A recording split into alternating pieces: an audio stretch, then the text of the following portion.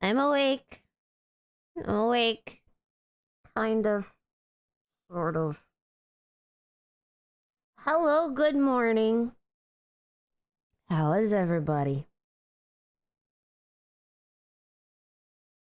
Oh, my thing is not updating. Hold up. There we go. That's better. Oh my god, that's my alarm. That's my alarm for waking up. Yep. Hi. Up since 4 a.m. Why? I've literally been awake for like maybe a half an hour, but like it doesn't even count because I'm just now sitting down for tea.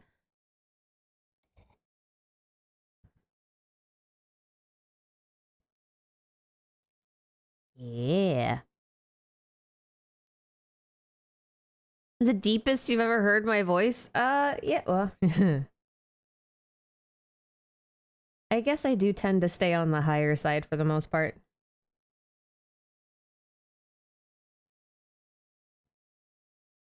You skipped the Twitch stream for the watch along. Okay, cool. Thanks, glad to have you here. Hopefully it'll be worthwhile. If you're wondering why I do YouTube instead of Twitch, there's a few reasons. One is because I always get hit with ads on Twitch because I don't watch Twitch enough to justify having, you know, like anything more than a free account. And so I always miss like the initial trailer, like the first however long the trailer is, like 40 seconds, and then I catch like the tail end of it and I hate it. And then Twitch has just been really unreliable for me, like I don't know. So that's why I'm doing it on YouTube. Or just like a technical thing. And it used to be that this stream was like at noon my time, which was much nicer. Why does my bingo card have Nahida rerun twice? Because I'm an idiot and I didn't proofread anything. The way I was setting up the bingo cards is I was going through the Twitter. I won't say it's a poll, but I asked for a bunch of suggestions about what people thought would be in this live stream on Twitter. And so I basically pulled everyone's suggestions from it and I put them in the bingo card. And then I went and I was just like, okay, so like who might be rerunning? And I looked at the different banners, like the little preview banners. And like Wanderer's on one of them, Tignari's on one of them, Alhatham's on one of them. So like, and Nahida's on one of them. So I'm just like, oh, well, all of these may be getting a rerun except Tignari because he's on standard. So I put them in there again. Didn't even occur to me. Anyway, why did MiHoYo move the YouTube stream from noon to 8:30? I think their exclusivity contract ran out because like initially when they were doing the streams, the YouTube one was always an hour later. And then they signed some deal with Amazon, and Amazon owns Twitch. And that's when there ended up being like a 4-hour difference between the live streams. So I don't know if their contract ran out or what, but like, yeah.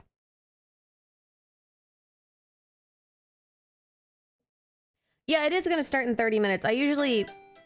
Jesus. That scared me. I'm not used to having multiple phones. Why did you beep at me?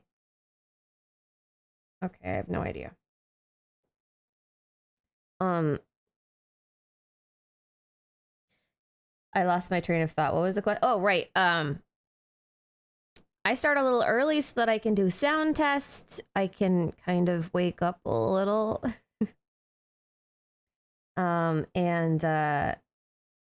You know, that kind of stuff. Jules, thanks for the 5 gifted. It gives people time to show up and we can talk about lore and things and what we're expecting. And also I can kind of set some expectations and we can go over the bingo cards, which I am not confident in at all. Yeah, where lore? Do I have work today? Yes, I do.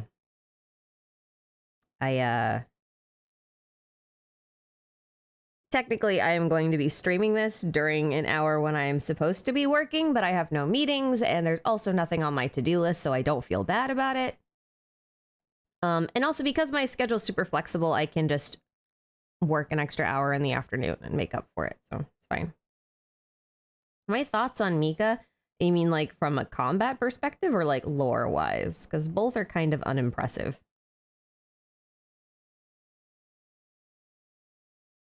What do I do for work? I am a web developer at an environmental and sustainability marketing and execution company. So basically, my company works with other companies to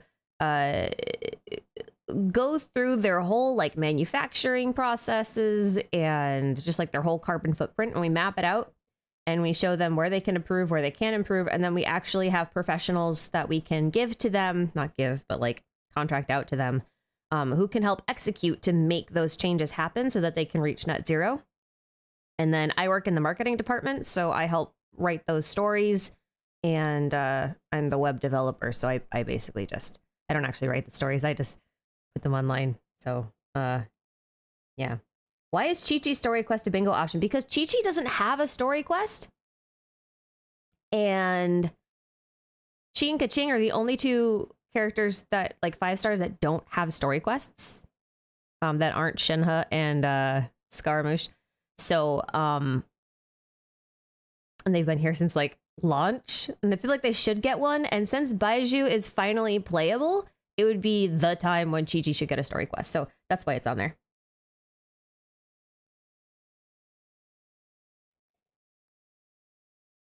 Yelan cameo. Okay, so Yelan's on there because Baizhu looks a lot like Pantalone, and Yelan has a rivalry with Pantalone, and she often goes to the Boo Boo pharmacy like in disguises. So like if she shows up, yeah, there's that. Why 2 Nahida reruns? Lore accurate bingo card. One of them is Ruka Devada in quotes. No, I just can't proofread and I forgot. I set it up twice. Did the live program end on Twitch? Yes. We're gonna start on YouTube here in about 15 minutes. No, 20 minutes. I didn't even look at the time. What does Kaveh date mean? Because I wasn't 100% sure of rarities, which isn't true, because like I know what the rarities are. I've seen some gameplay from him and Baizhu, so like I know they're rarities, but a lot of other people don't. And so when we have new characters like that, I'm just gonna write date to cover both hangout and story quest depending on their rarity. So yep.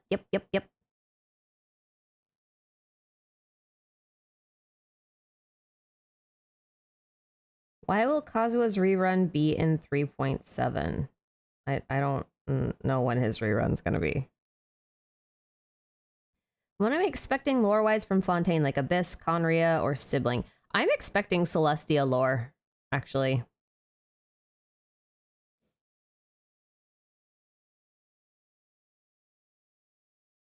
I am expecting Celestia lore. I am actually like, I have something on the screen. It doesn't look like there's anything here because I'm just waiting for them to post the stupid link.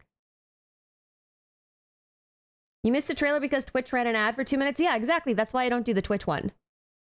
Because you need like a Twitch Pro or whatever to like ignore the ads, and it's just such a pain in my ass.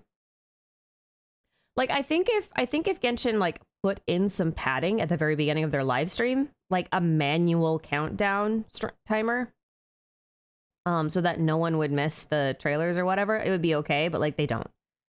And Twitch isn't built for pre-recorded stuff like this. You know, like they've had problems with it.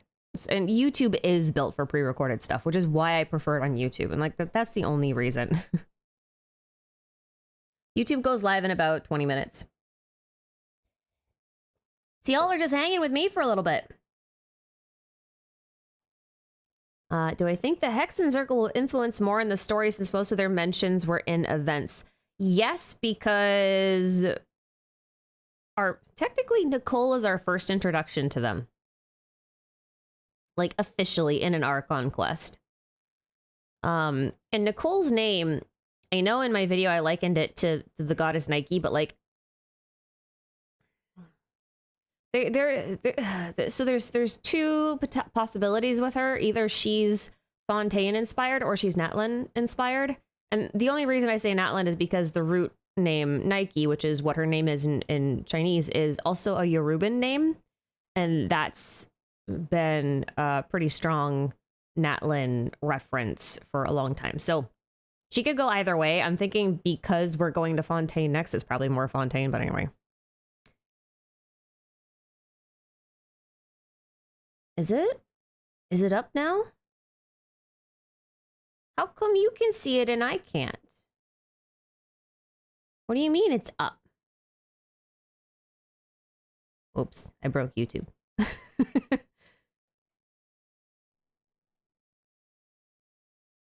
Well, how come I can't see it?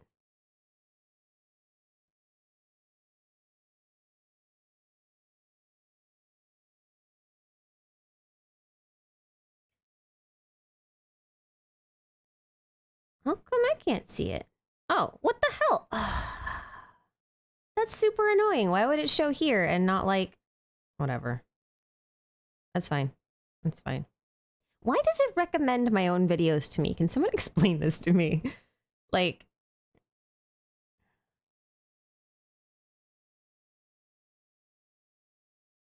what do you think there is a real... What do you think there is a real Princess Fischl? Could she be one of the Descenders? Okay, so there's a friend of mine who's working on a Fischl theory that I think is really interesting. So I don't really want to comment on the Fischl stuff because I personally don't have a whole lot of opinions on Fischl that are really concrete that I can back up, that I get really excited about. But I really like her theory, and she doesn't have the ability to make videos due to equipment restrictions and all that kind of stuff. So I was gonna do a collaboration with her where she writes the script and I'll record and edit it. And obviously, if it's a monetized video, we'll compensate her for it, obviously. But I kind of want to just like leave it there. As far as Descenders go, I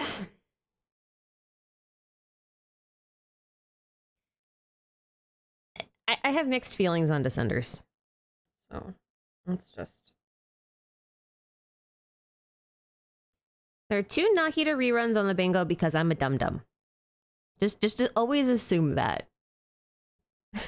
Are there multiple Irminsul trees? I know Albedo kind of hints at it.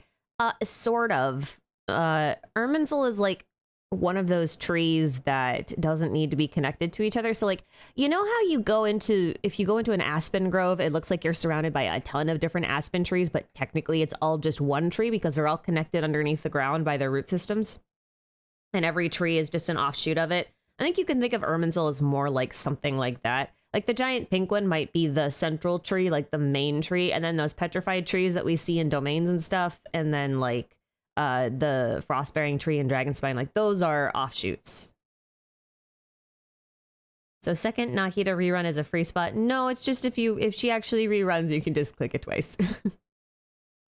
And Aspen is a what now? Yeah, it's just, did you not know that? Oh. Yeah, like mushrooms and their mycelia. Yeah, I mean that too. I use the aspens because you know, it's a tree. But yeah, mushrooms too. I love me some mushies. I made mushroom breaded mushroom fingers the other day. It sounds really unappetizing, but like chicken nuggets, but they were mushrooms. And you couldn't tell the difference. It was like having chicken nugget tenders, but like dark meat. It was cool.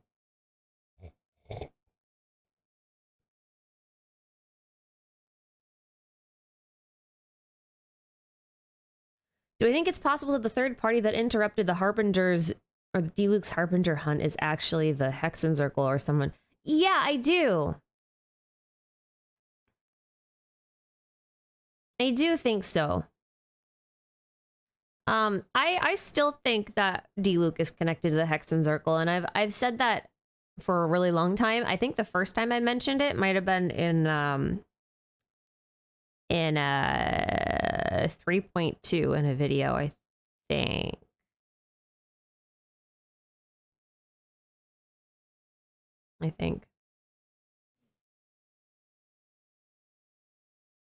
I have made cauliflower steak before. I make it pretty often. Well, not in the winter, not in the winter, because I mostly work with frozen cauliflower in the winter, and I don't like doing it with that. But like fresh ones, yeah, for sure.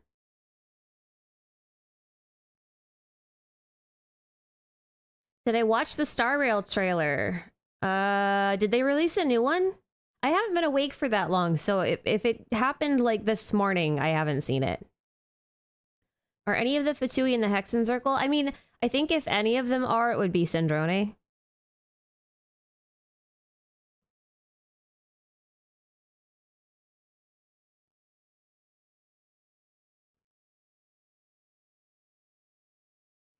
Did I do that Star Rail stream? I didn't because I was working on projects. And I ended up staying up till like 3 o'clock in the morning, and I was so tired.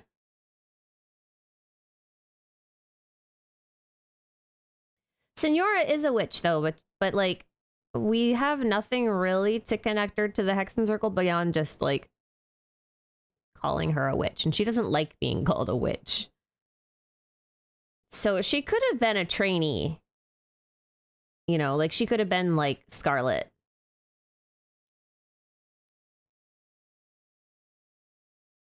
Why would a technomaniac be a witch? I think you're thinking of witches as too narrow. Because if you remember correctly, we've got one that does fortune telling. We've got one that studies Irminsul. We've got one of them that's like a bioalchemist. Remember Ryan daughter? She's a witch. She's technically a scientist. Alice is basically an engineer. Don't forget that she created all of the mechanisms that raised and lowered the entirety of the Golden Apple Archipelago, among other things. And she just invents things all the time. So like being obsessed with machinery doesn't necessarily mean you can't be a witch.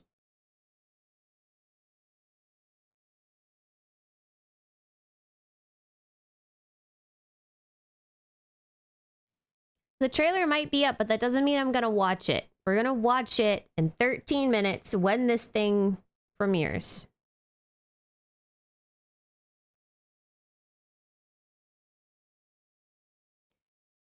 Lisa calls herself a witch, but she also flat out says that she's not a member of this particular Hexenzirkel, which doesn't mean that she can't be a member of a different one, if there is a different one.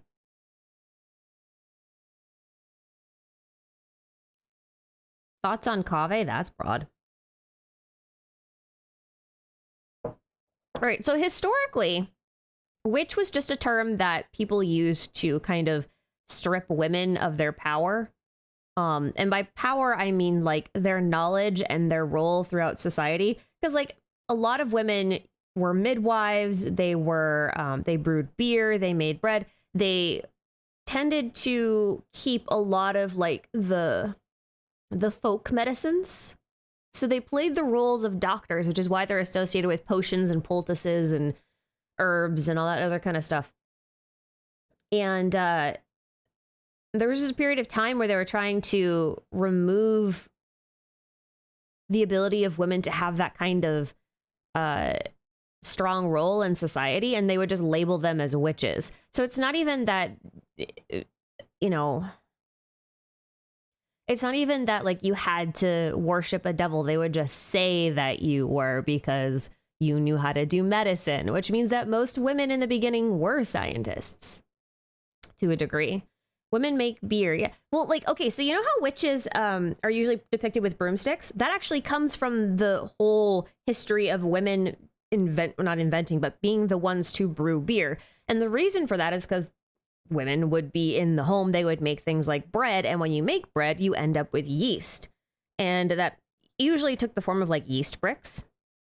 And that yeast could be repurposed to brew an alcoholic beverage. That's technically how you brew things like kombucha, which have a very small alcohol content, right? You use yeast to metabolize the sugars, and then it produces alcohol. And the longer you ferment it, well, not necessarily the more alcohol it gets, but like it depends. You have to kind of stop the process. But anyway, so what they would do is they would brew these large batches of beer in these big pots, which would be the cauldrons. And they would stir these pots and with these long, I forget the name of them, but it was basically like, it looked like a broom, but it was just a bunch of sticks that were kind of lashed together. And then at the end, they would kind of slit them so that they would fan out a bit, kind of like a giant wooden whisk. And that's why they were associated with brooms and cauldrons and stirring this giant cauldron, because they would like take this I think is it called a thresher? That's not right. The hell is it called? That's gonna bug me for this entire stream now. They would just take this giant stick stir wooden whisk thing and they would stir this cauldron, and that's how the image kind of came in. Anyway, I know I wrote Nahida rerun twice. It's fine. Don't worry about it.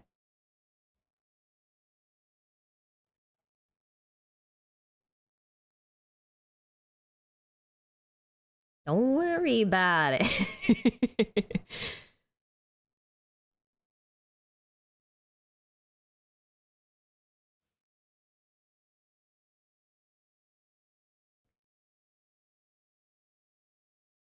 Guys, don't talk about any leaked content in here. There are a lot of you here, and it's really difficult to you know, moderate this. Swizzle stick? Maybe that's, I don't remember if that was what it was called. If you get a bingo, you get bragging rights. That's all. Like, don't try not to mention any leaked stuff in here, because like with over 2,000 people in this chat, a lot of them don't appreciate talking about any leaked stuff. They don't want to see any of it. And I just want to respect everyone's boundaries, you know? So, if you do mention it, I'm going to time you out with no warning. That is your warning.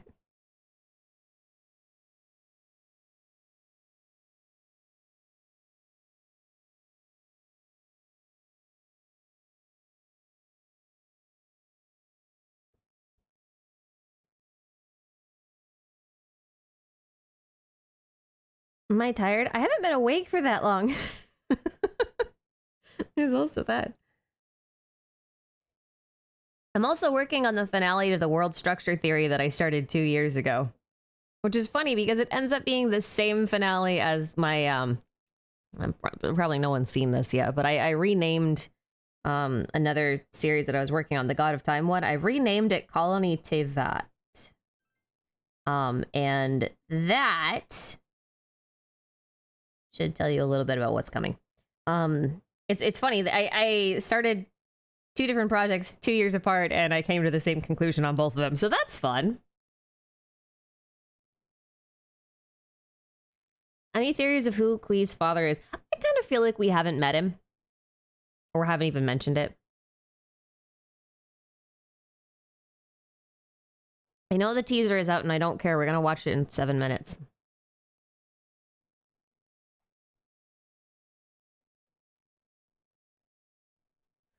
Do I think Kaya's mother is from Mondstadt or Sumeru? I have no idea. I don't even know if it'll end up being relevant.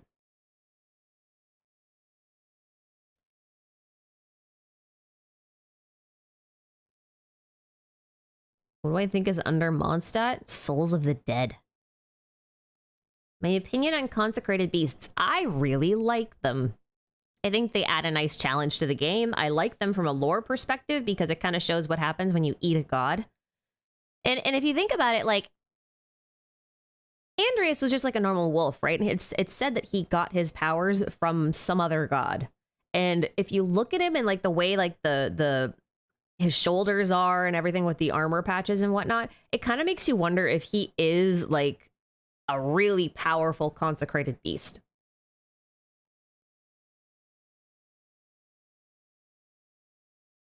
Yeah, I can't set the closed captions yet because it's not actually like a video, but I'll make sure to set it. I promise. Even though it says it premieres in 6 minutes, there should still be like a 2-minute countdown. So like it's technically 8 minutes, I guess. Can I explain the bingo tiles? Yeah, sure, no problem. Let's do that. Let me make it bigger so that you can see them. Womp. All right. So reruns are really straightforward. I'm not going to explain those. No Eula rerun because I don't think Hoyoverse even thinks Eula exists anymore. New big world quests also should be self-explanatory. The date ones, if you see dates, that just means that you're either getting a story quest or a hangout, and it's just because like sometimes rarity is not apparent. So it's kind of like my catch-all. Changes to standard banner is you know, straightforward. Collaboration marketing event. This is kind of like when they had like that Hu Tao event where you could get a Hu Tao phone, like that thing, or like the Beto and Kazuha car event. Was that like a Mercedes? I forget what the thing was. Free 4-star makes kind of new animated teaser. This is kind of like the Winter Nights Lazo trailer, like something like that. You've got artifact loadouts, additional world levels, new area. Because like if we get one new area, like that's Natlan lore drop, copium. Oh, I even got Nahida rerun twice on my bingo card. Well, no wonder you guys were all saying that. I didn't even realize. I feel like all of these are pretty straightforward. I don't need to explain any of those, do I?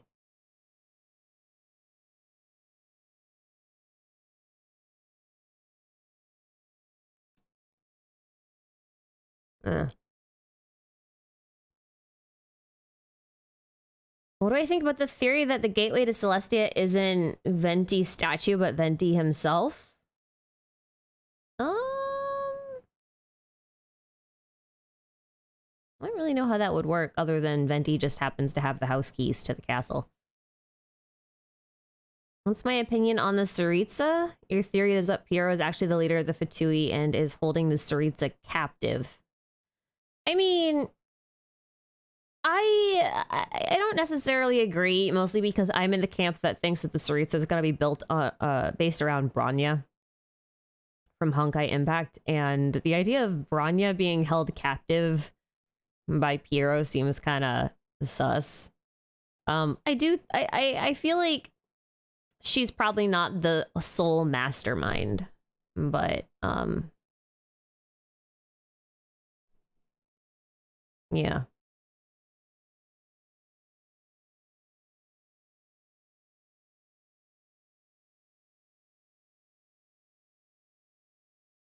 Listen, I'm waiting to see if that tree will burn, just because, like, you know.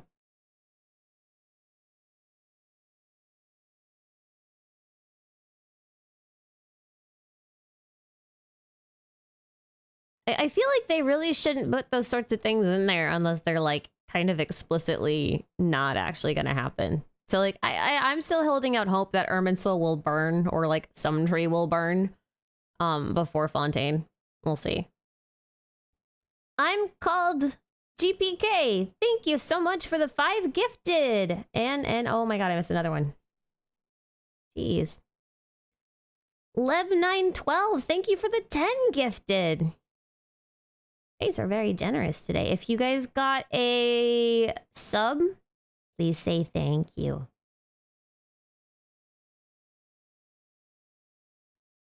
WL equals world level. Yes, it does. We need new world levels. Do we still think Paimon is the Star Keeper? I mean, like, to a degree. Like, the bulk of that video with the Traveler shape-shifting, I still think is accurate. Have I ever been interested in voice acting? Like, mechanically, sure, but I don't know that I have the, shall we say, chutzpah to hustle to actually get roles and stuff. So I don't know. Kari Bear is not Kaya.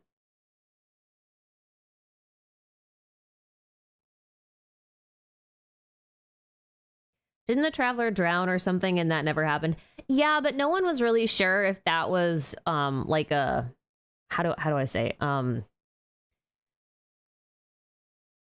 Inazuma had like a lot of writing trouble, and so no one was really sure whether or not the whole drowning sequence was like cut content. Where's the countdown?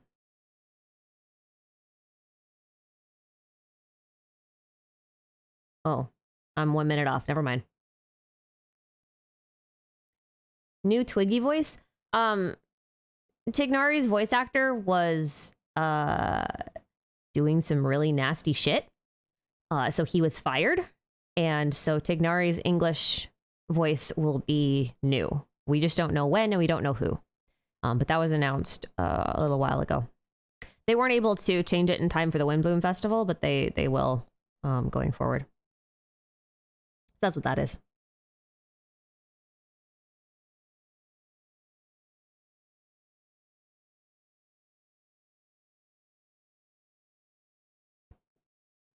All right, let's go. Load. Yay! Okay. First, oh, wait, that's not the button I wanted. No, come back here. Oh my god.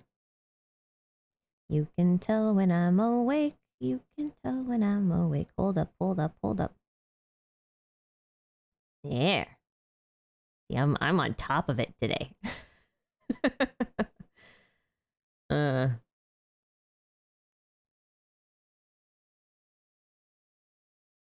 Yeah, I know I have 2 Nahida reruns on the bingo. It's fine. It's a lore accurate bingo.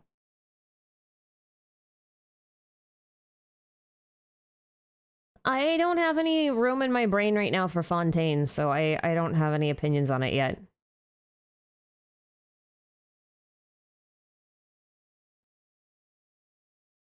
Why theater mode? It was just so that I could do the thing. I'll full screen it. Actually, hold up. Why can't I hear anything? Can you guys hear things?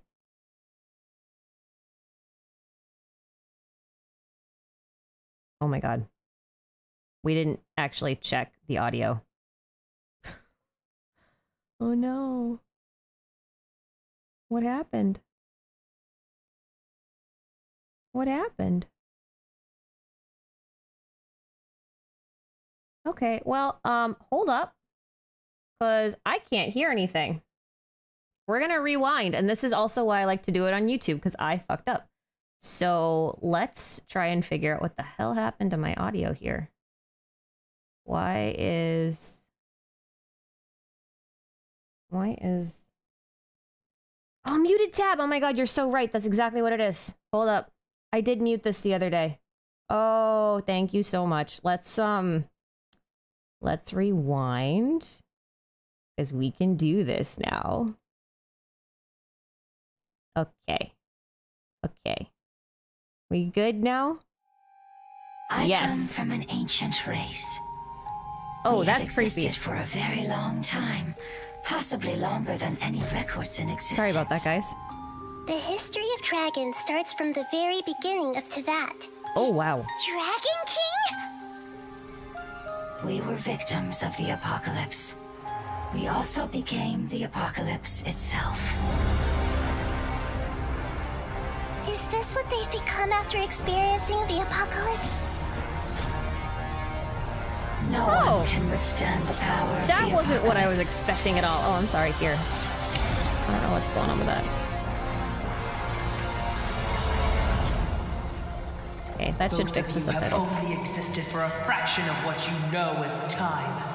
Yet you call yourselves lords of this land by leaning on the heavens' glow.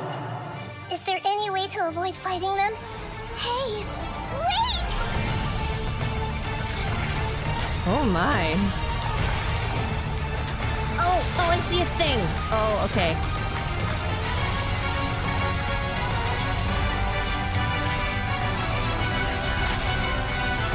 Is it shooting DNA at us? What? It's Life, shooting DNA death, at us. And the world around us all follow a set of laws.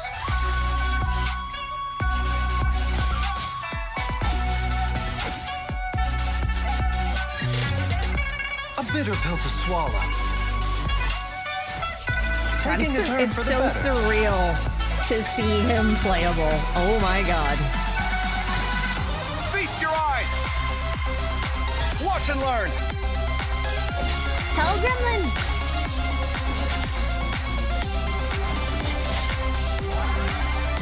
Sight clear! It's a little friend!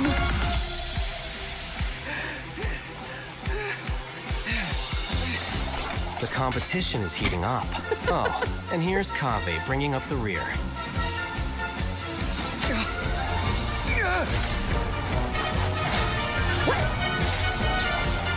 What is happening?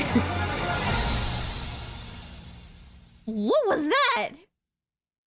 What the heck? Nice. Whoa. Wow, sorry. Hey everyone, I'm let's, Zach Aguilar and welcome to the Genshin That Impact should help. version 3.6 special program.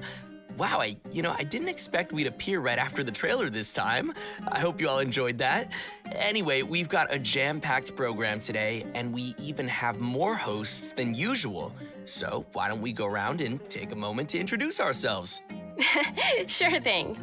Hey everybody, it's so good to see you all again. I'm Kimberly Ann Campbell, the voice of Nahida. I'm so excited to finally be back and share new content with all of you. Oh, well, if it isn't the renowned traveler. Yeah, Hello, Scarlet everyone. was throwing My hands name with is Sino. What the Angelica hell is Panini, that? and I'm the voice of Dory. Thank you for always supporting the business of Lord Sangama Bay with your shiny Mora. And I'm Sean Dury, the voice of Baizhu from Boo Boo Pharmacy. Are you experiencing any discomfort? And how many days have the symptoms persisted? Yeah, I'm pretty good, thanks, doctor. But I do have this problem where I am way too obsessed with my cute little chibi. Hello. Aw, me too. Anyway, I am sure a lot of our viewers have already seen our characters pop up in the game by now. True, yeah, you've all been a part of the traveler's journey at some point or another. That's right, and we'll be seeing everyone again to experience some new stories together in the upcoming version. Yeah, I can't wait. Yeah, me too. I think we're ready to jump into some upcoming content. Dragons count as I snakes. don't know, one of our new It was playable snaky, so characters sure. in version 3.6. Let me know if I'm saying this right. I think his name is Baizhu? Baizhu? Is that how you say it? Real subtle, Sean. Nice. I'm sure everyone's waiting to see which event wish the new characters will be appearing in. So let's get to our first redemption code, and in the meantime, everyone will also be able to check out some details about the version 3.6 event wishes. Sounds good. Nahida Nilu on the first half, huh?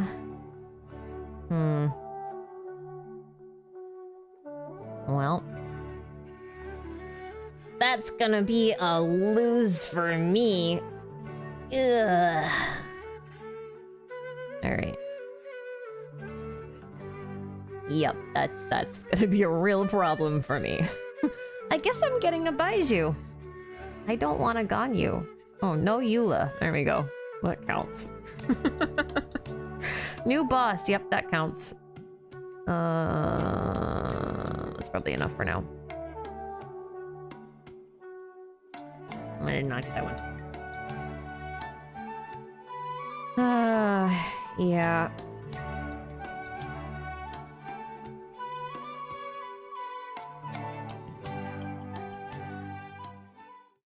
When on the road, one should take ample time to pause and appreciate the wondrous scenery along the way. You're about to collapse, aren't you? The Yay! doctor will see you now. I love Cheng Cheng. Taking a turn for the better. Oh, new enemies. True.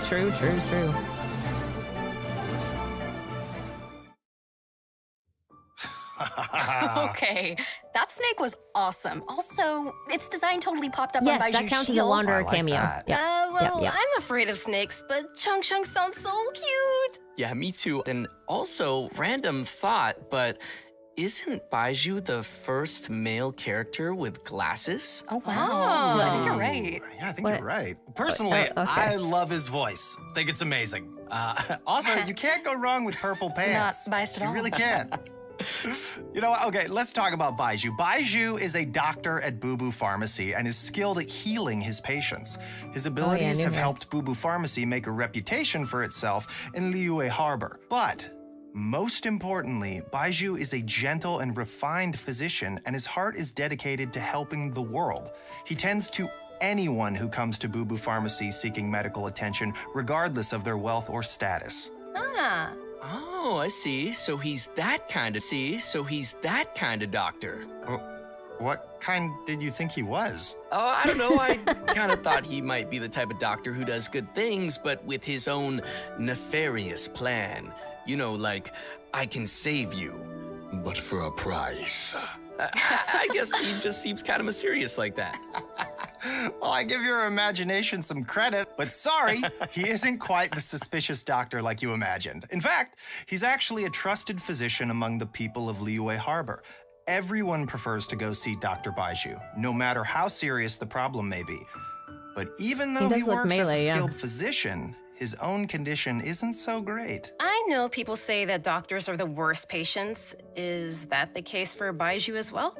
Well, Baizhu's case is a little complicated, and I don't want to give away any spoilers. So, travelers will have to check him out in-game to learn more about his story. So, zip, that's all you hear out of me. Okay, well, no matter what happens, I just hope that he'll be able to take care of himself. Me too. But besides his health, Baizhu also has some other troubles to worry about. For example, Director Hu will sometimes put up ads outside of Boo Boo Pharmacy to promote her funeral parlor. On top of that, poor little Chi-Chi is terrified of Hu Tao. So there are some days where Baizhu really has his hands full. Yeah, that does sound like something that Hu Tao would do.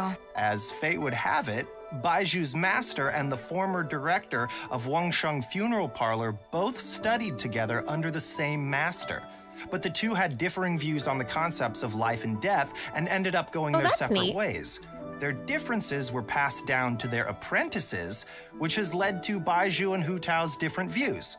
In version 3.6, travelers will be able to play through Baizhu's story quest to hear some of Baiju's inner thoughts and learn more about this caring doctor. Interesting.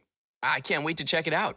Caring doctor charging us $1 million more. Treatments and cures, Baizhu will often choose to test new medicines on himself. Why? As you spend time with Baizhu in the field, you can make use of his knowledge of herbs and interact with certain harvestable items, which will heal your current active character. So, since That's a cool Baizhu's a passive. doctor, I think That's a it's traveling pretty safe doctor to say artifact that set, basically, yeah? most of his combat Or the adventure abilities are one. focused No, on traveling healing, doctor. right? Yep, that's right. Baiju's treatment in battle is usually performed in 2 steps. Step 1 is to control a wandering sprite that cruises through the enemies and restores HP to his teammates. Step 2 is to create a shield. When the shield refreshes, ends, or is broken, not only will it provide healing, but it will also deal dendro damage to enemies. Baizhu believes that even in a difficult spot, as long as the diagnosis and treatment are done properly, lives can always be saved. Sweet. I was about to say Looks we don't like have we'll a be able healer to try out shielder some mix, new and then I team remembered compositions Diona with him in exists. mind. For sure. Well, all right, I think that's all we have for Baizhu, so let's move on to our next playable character. I bet many travelers already know him well. Oh yeah, and Noelle, true. I'm glad you I gave me a forget she chance. heals. I always think it takes people with similar tastes to sustain a pleasant conversation.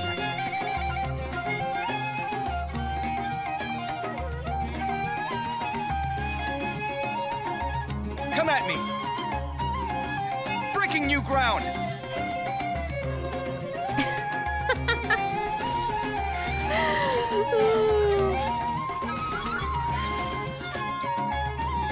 Those are impressive animations for a 4-star. What the heck? Cool. Nice. Okay. Did you see him make dendro cores explode on command? That'll be useful for me. Yeah, that was crazy. And the toolbox, he has some cool accessories. I am jealous. Oh yeah, I'm loving those animations. Super cool. Okay, so since Kaveh has some connections with Dory, I'll introduce him. Kaveh is an architect and has this keen sense for beauty and the arts that he's developed ever since he was a child. Not to brag or anything, but his magnum opus is the Palace of Alcazar, which is crazy coincidence where Dory lives. And his designs not only provide the required functionality, but also greatly incorporate his own artistic taste, making them feel unique and noteworthy. Well, he sounds like a genius, so he must be pretty successful. Yeah. Well, he doesn't quite lead the life of success and carefree spending like you might imagine. It's actually kind of the opposite. He hardly has enough more to survive. Mood. Okay, so he's broke. Interesting. Why's that? Well, it kind of comes down to Kave's personality. He's a very perceptive person. Dory so has he money, has this that's why. sensitive and delicate side to his character. He also has a strong sense of empathy and can understand the emotions and thoughts of different people, which may actually be one of his sources of artistic inspiration. For example, when someone is trying to sell something to Kaveh, all they have to do is make up some story about how the proceeds go to helping poor children, and he'll practically hand over his mora. Like all of it. Wow, what a nice but gullible guy. He's broke, why isn't On he top an of that, Archon? he doesn't limit himself funny. with the cost of construction. Take the Palace of Alcazar's array as an example. Maybe only a real maniac architect like him, who doesn't care about the costs, could ever build something as amazing as that. So you gotta respect him for that. Yeah. But it's probably these kinds of situations that have made him become roommates with Alhaitham. But aren't like Alhaitham and Kaveh polar opposites? We see them bicker all the time. About what? Well, Kaveh thinks that Alhaitham lacks feelings for others and always disagrees with his point of view. But like Anjali just said, Kaveh can understand how many people feel, but understanding doesn't always mean agreement. Right. Yeah, I think we're starting to understand Kaveh's character a little better now. So next we can move on to some of his talents. Yeah, for sure. As an architect, Kaveh can help everyone save some materials when creating furnishings, and his mapping abilities might come in handy during battle. The As only a other unique character and creative with that designer, ability is Kaveh must Yoimiya, I always think. bring tools with him. And his toolbox, named Marak, not only provides Kaveh with tools, but also has many interesting uses. love Marak! For example, Marak's mapping ability allows him to scan the battlefield, causing all dendro cores built an within a AI, certain like, what the AoE hell? to burst immediately. Nice. In addition to that, when Marak completely releases its energy, it converts Kaveh's attack damage to dendro damage and increases Kaveh's combat capabilities. Okay. You think don't it'll need be to fun worry to about play with. triggering all those dendro cores at the same time. Kaveh won't be hurt by them. In fact, one of Kaveh's talents actually causes him to recover a set amount of HP when he takes damage from a dendro core. It's always good to have a reliable partner like that. Shang always gives Baizhu a lot of help too, you know. Exactly. But Marak is pretty remarkable. It can even wield a sword for Kaveh. That's a pretty awesome toolbox. I know, so right? funny. Okay, so that should be just about everything we have for Kaveh. How should I say this? I think his character has more depth than we expected. Well, he is a distinguished architect from the Nation of Wisdom, so we shouldn't underestimate him. Yeah, and Kaveh will be appearing in the main event for version 3.6, so maybe we give some details about that next? Oh, okay, I got Oh, this I one. wasn't paying attention to what Our claymore main it was, event sorry. for version 3.6 is the free Akademiya character. Extravaganza. Alright. In addition to the variety of celebrations, the event also serves as a chance for the Yeah. 6 Darshans to compete. The Extravaganza consists of 2 main parts, the Wisdom Gala Oh my God, and the look. Inter-Darshan Championship.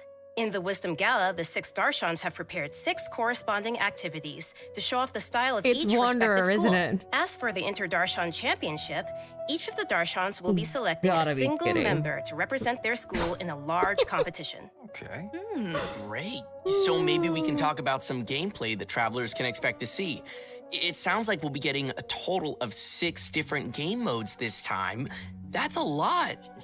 Yeah. I love that he's Each of the represents 6 history. Darshans will be compiling their So research funny. to provide fun mini-games for everyone to enjoy. For example, Layla's Rthawahis Darshan will be setting up an astrolabe Vahumana is the history Darshan. So like he's actually representing historical things, which is funny because he's old as heck. used for studying astrology at their booth.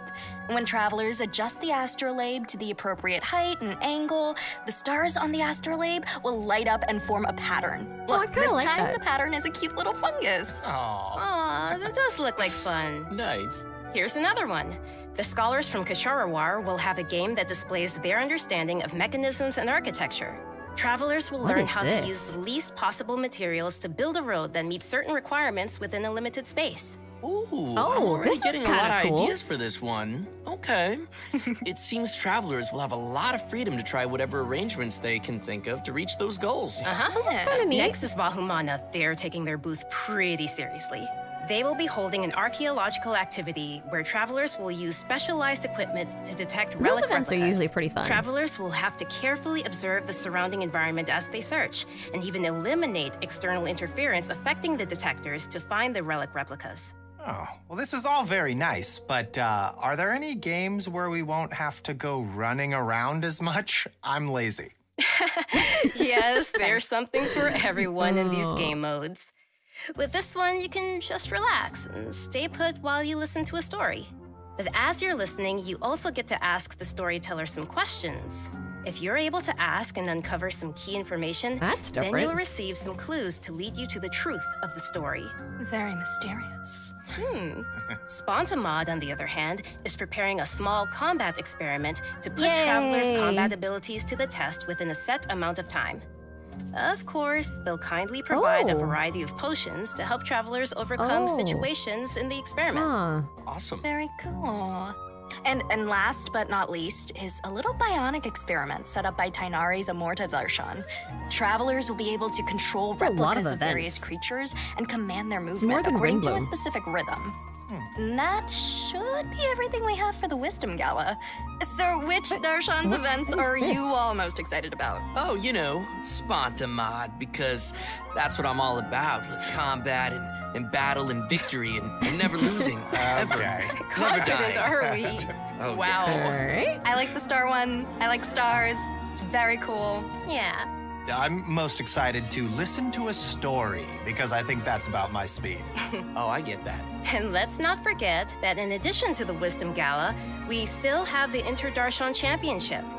This is a contest of wisdom and courage, and you won't want to miss seeing which Darshan is able to claim the title of champion.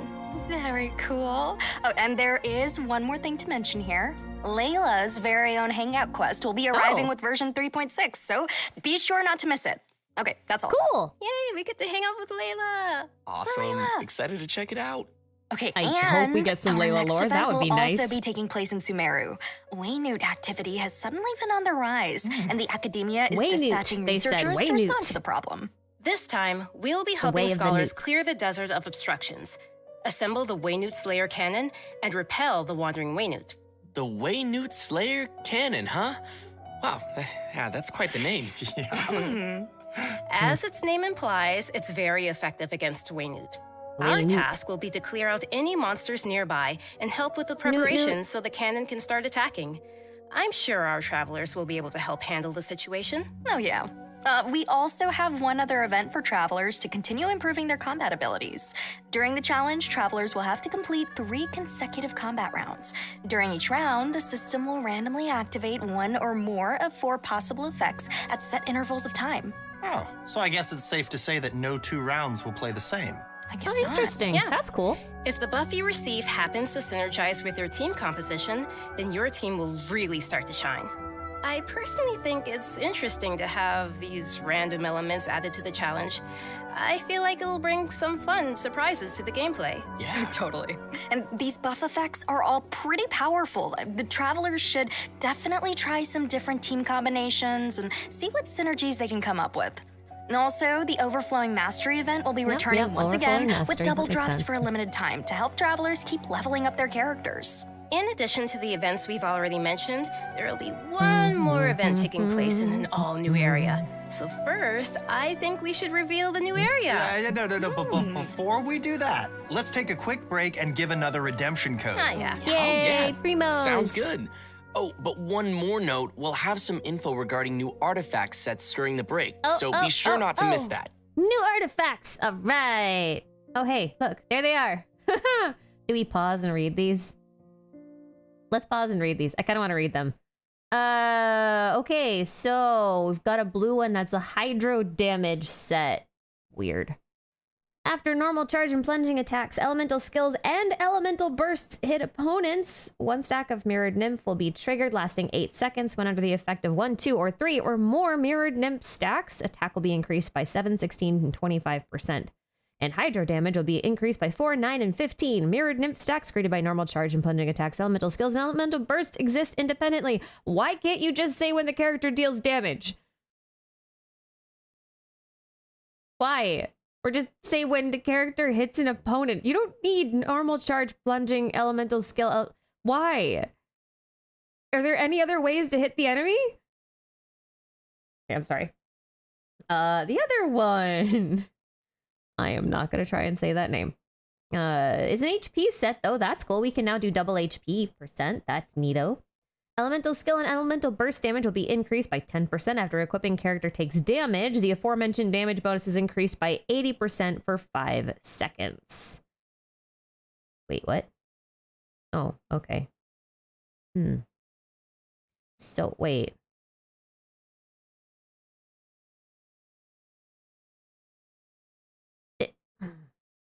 Hold up. Does that mean we're increasing by 90% or by like 18%? I think it's 18%. That would make more sense. Okay. Well, anyway, this effect can have 5 stacks to duration. Each stack is counted independently. These effects can be triggered even when the equipping character is not on field. Okay, so that's either a Dia set or it's something to do with like Nilu. Does that help Dia? I don't know. 80% of 10, but times 5. So, oh, is it 10 plus 8 plus 8? Okay, I see. Got it. All right. Well, that's interesting.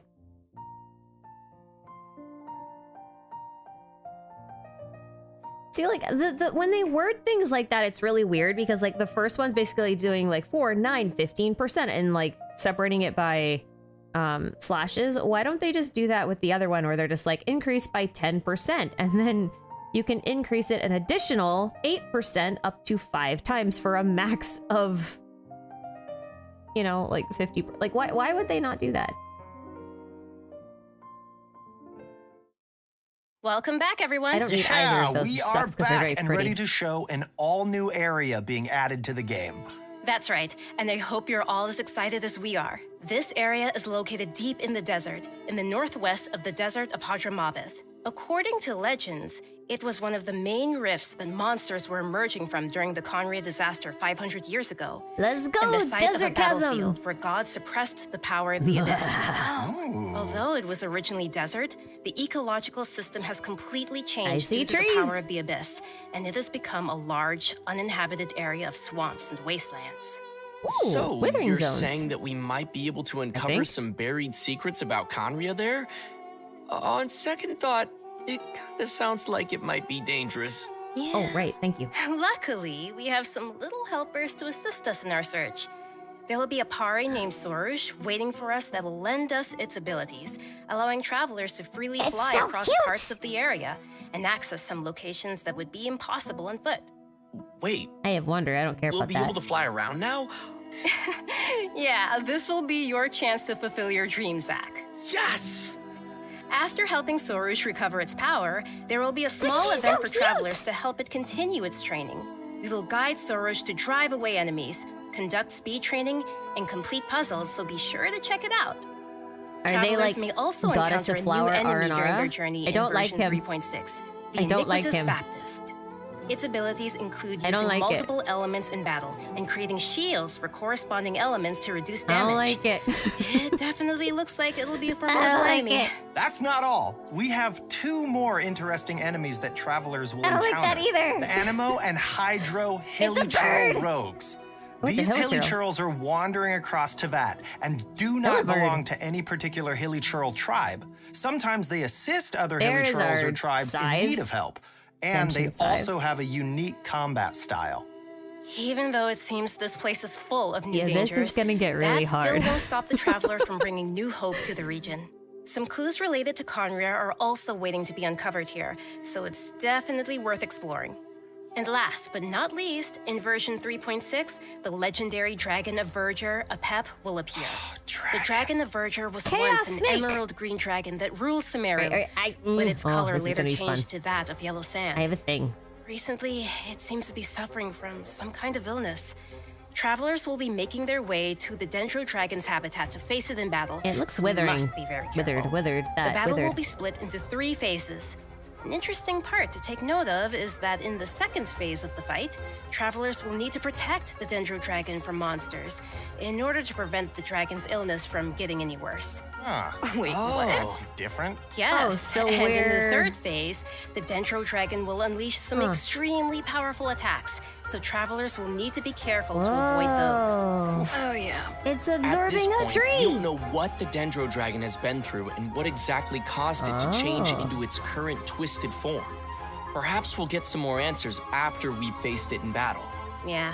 The dragon has a close connection This is like with a weekly Sumeru's boss. Weekly history bosses and don't go in the gods. abyss. Going into its lair and determining what's causing its current condition is an important task and will be helpful to the entire nation of Sumeru.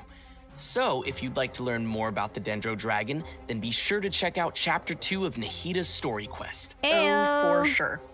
I think there'll be Weekly a lot boss? of interesting Yes, things for travelers to absolutely. learn in this one. So be sure to look forward to it. Absolutely. A's dragon is dead. She That's killed it. It's about all we Orobashi. have for new content in the upcoming version.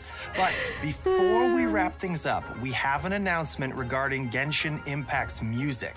The second album for the Sumeru region, titled The Unfathomable Sand Dunes, will also be releasing soon. No live Oh, concerts. nice! Nice. Rest I in love peace. the Sumeru region music. Yeah, I do too.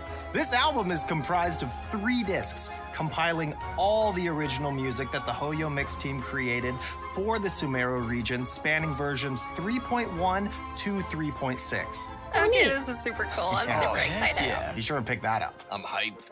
Right, so let's watch a trailer of the new OST and give our final redemption code of the day.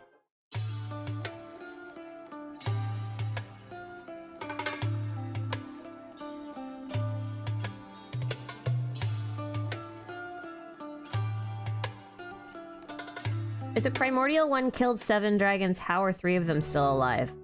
Yeah, I mean... I don't think it's killed so much as they submitted. Like, it just says that he won over the 7 sovereigns. It doesn't actually say that he killed them all. It says that they submitted to heaven. So, like... I think it's kind of a misinterpretation for us to assume that all of them are dead. Subjugated, yeah. A lot of them did flee. Doesn't it say somewhere they reincarnated? The Water Sovereign did. The Water Sovereign is theoretically Kokomi. Next theory on dragons, please. I need to finish a couple other things first. Embryo thing looking in the middle. Yeah, I want to show you guys something. Right? So it seems After like this. there's going to be a lot to enjoy in the new version. I know, right? Yeah. You know what? I'm looking Bishop forward to means spending dragon, more so time yes. with Nahida in her new story quest chapter and confronting the new Dendro Dragon. Yeah, Nice. that's going to be crazy. I'm super happy to have gotten to come on this special program today. It was my first time. This is so cool. And also that trailer was so cool. Ah, so Definitely. It was. I think it's really cool that people will get to discover more about Baizhu and that there's more to him than just the man who works at the Boo Boo Pharmacy. It's got layers. True that.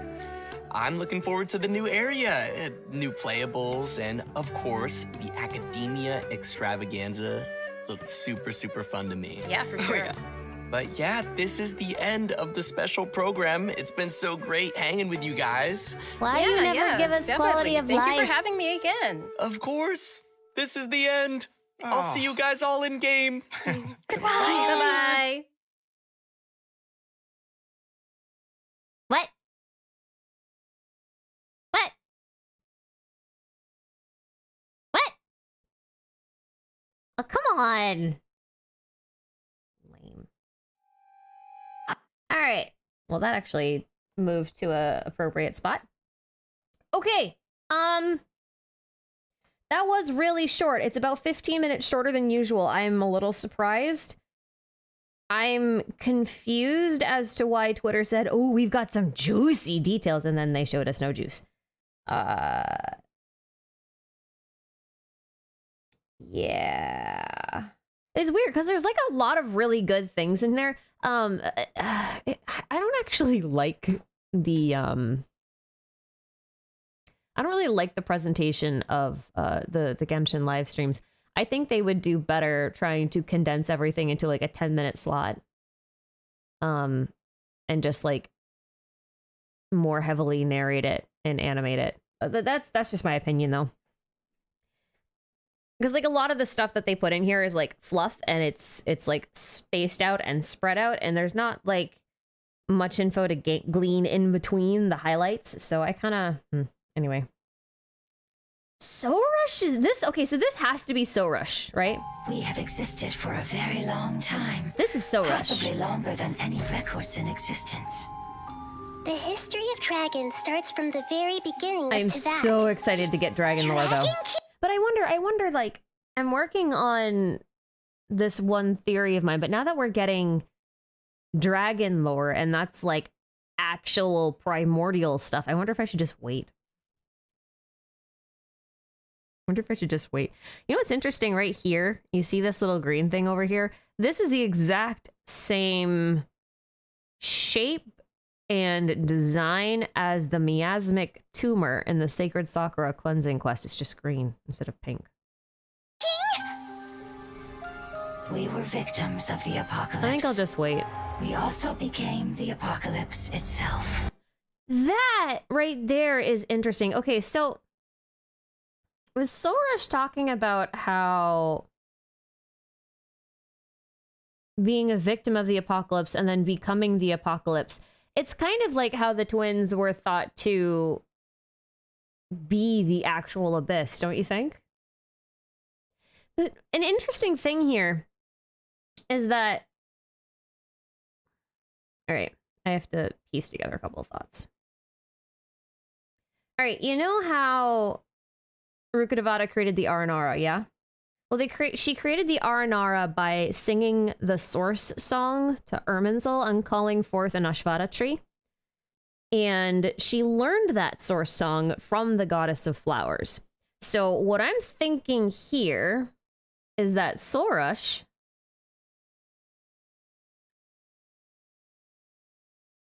unless this is actually a pep that's I don't think so. It's showing like all of these little parries. They call them parries, yeah.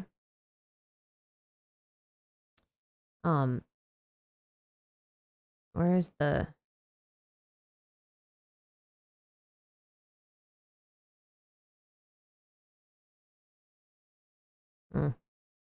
Okay, so I was actually thinking, you know how Lilupar said that she could take any form? I'm looking at these little parries and I'm actually wondering if these were the goddess of flowers Aranaras, so to speak. Because if they were around during the apocalypse or something along those lines, depending on which apocalypse it is, if it's a cataclysm or if it's earlier than that, then it would make sense that they would come beforehand because the goddess of flowers would have taught the song to make them to Rukkhadevata. You know what I mean? But if you think of it that way, the fact that they look quite a bit like Seelies is interesting. Where is... Oh my god. I'm trying to find, like, a frame where they actually show Sorush. Where'd she go?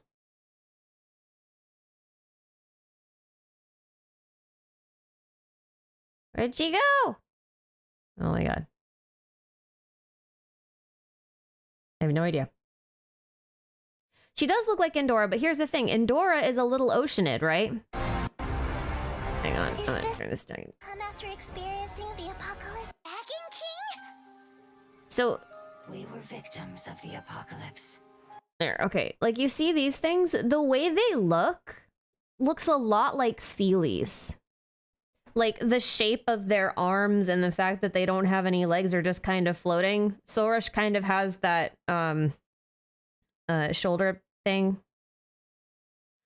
But, like, Oceanid, Rodea, right? The one that you fight in north of Liyue, she actually just looks like a gigantic Seelie. And then we've got Endora, which is a baby Oceanid that looks a lot like Sorush. So, like, it's really difficult not to look at all of them and be like, these are all the same species of different variants. It's kind of like when you have dogs, right?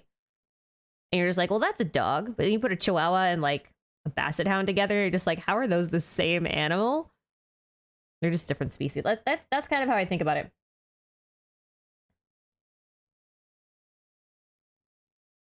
That's how I think about it. Became the apocalypse itself. Oh, right. Becoming the apocalypse itself. So, look, we've got a dead tree. Is this the burned tree? I'm just kidding.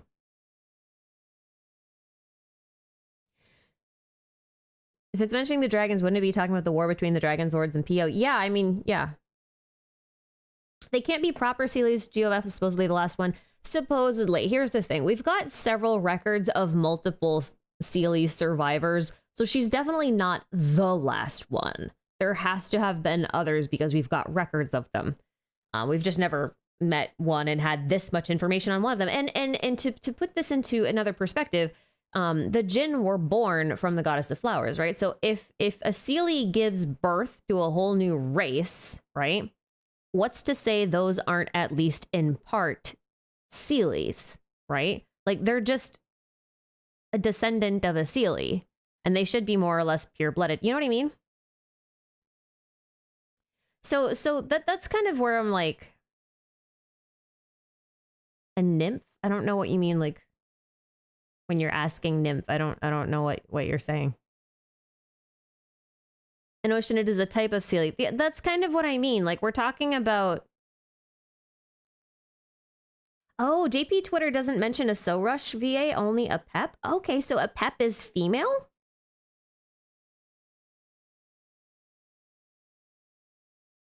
So is that a Pep and not so? I guess that would make sense because that would mean Sorush would be voiced and this would be a world quest. So yeah, okay, no, that makes sense. That's my bad. The new artifact set references nymphs. Yeah, but that doesn't mean it has anything to do with the desert necessarily. And even then, like, what is a nymph? A nymph is just an elemental spirit, right?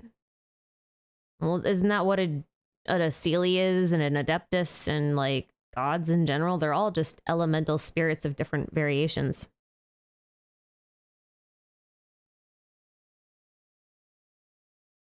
Where are Yenfei today? What do you mean, where's Yenfei?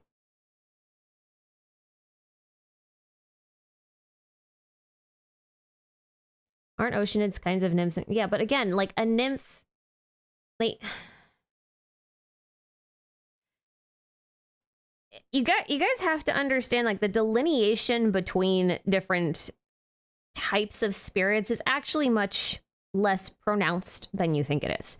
Like, for example, Paimon is called how many different things? She's called a fairy, a pixie, a Sealy. You know, like those three things in like mythological terms are not the same thing. But like, because like even fairies and pixies, even though they're similar, they're still very different. And then those are different still from a Sealy, right? So she's been called all three of those things, among other things. But like, if she is all of those things, then all of these things are just different names for the same type of organism, right? It's like how you can have mushrooms, but they're all like different types of mushrooms, like oyster mushrooms and lion's mane. And, you know, you've got, they're all different, but they're still mushrooms.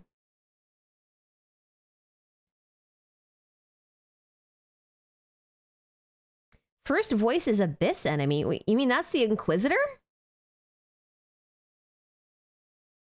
What? How would... No.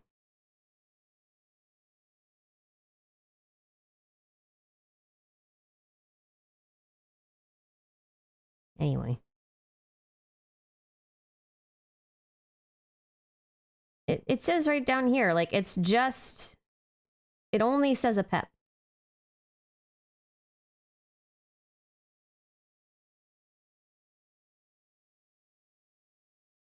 So the voice should just be a Pep. I thought it was Sorush because it was showing the little Hari thing.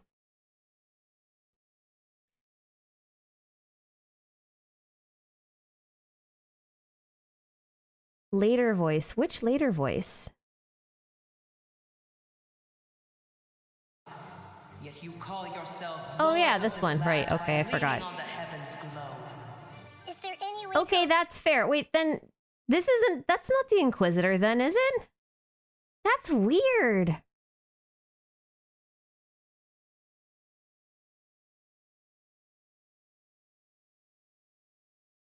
Okay, you're right, you're right. I forgot there was another voice. Hey, wait! No, you guys are right. But that's confusing. No one can withstand the power of the apocalypse. So that's a female. Weird. We haven't had a single one of those in the Herald space. I'm sorry. I feel dumb now. That's okay. No one can withstand the power of the apocalypse.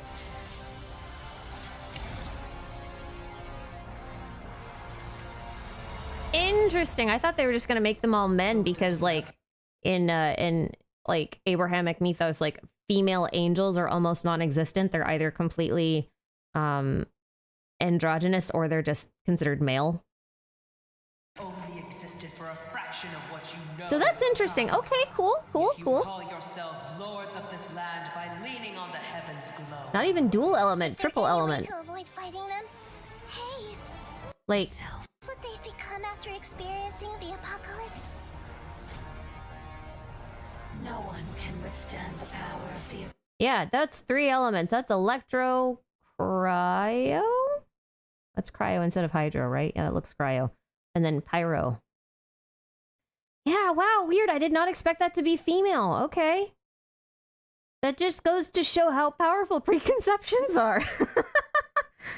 Wow. All right, sorry. Why is she saying apocalypse? Both of you have only existed for a fraction of what you know as time. Yet you call yourselves lords of this land by leaning on the heavens' glow. Is there any way to avoid fighting them? Hey, wait! I don't think... Oh, this is the thing I wanted to show you, actually. Hold up.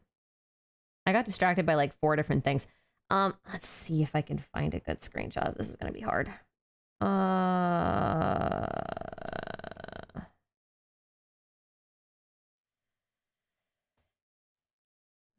want to show you guys something. I don't... This might be hard to find. And I don't have it saved on hand. I'd have to go... Oh, wait. There it is. There it is. Wait, can you guys see this? Hold up. Oh my god. That's stupid.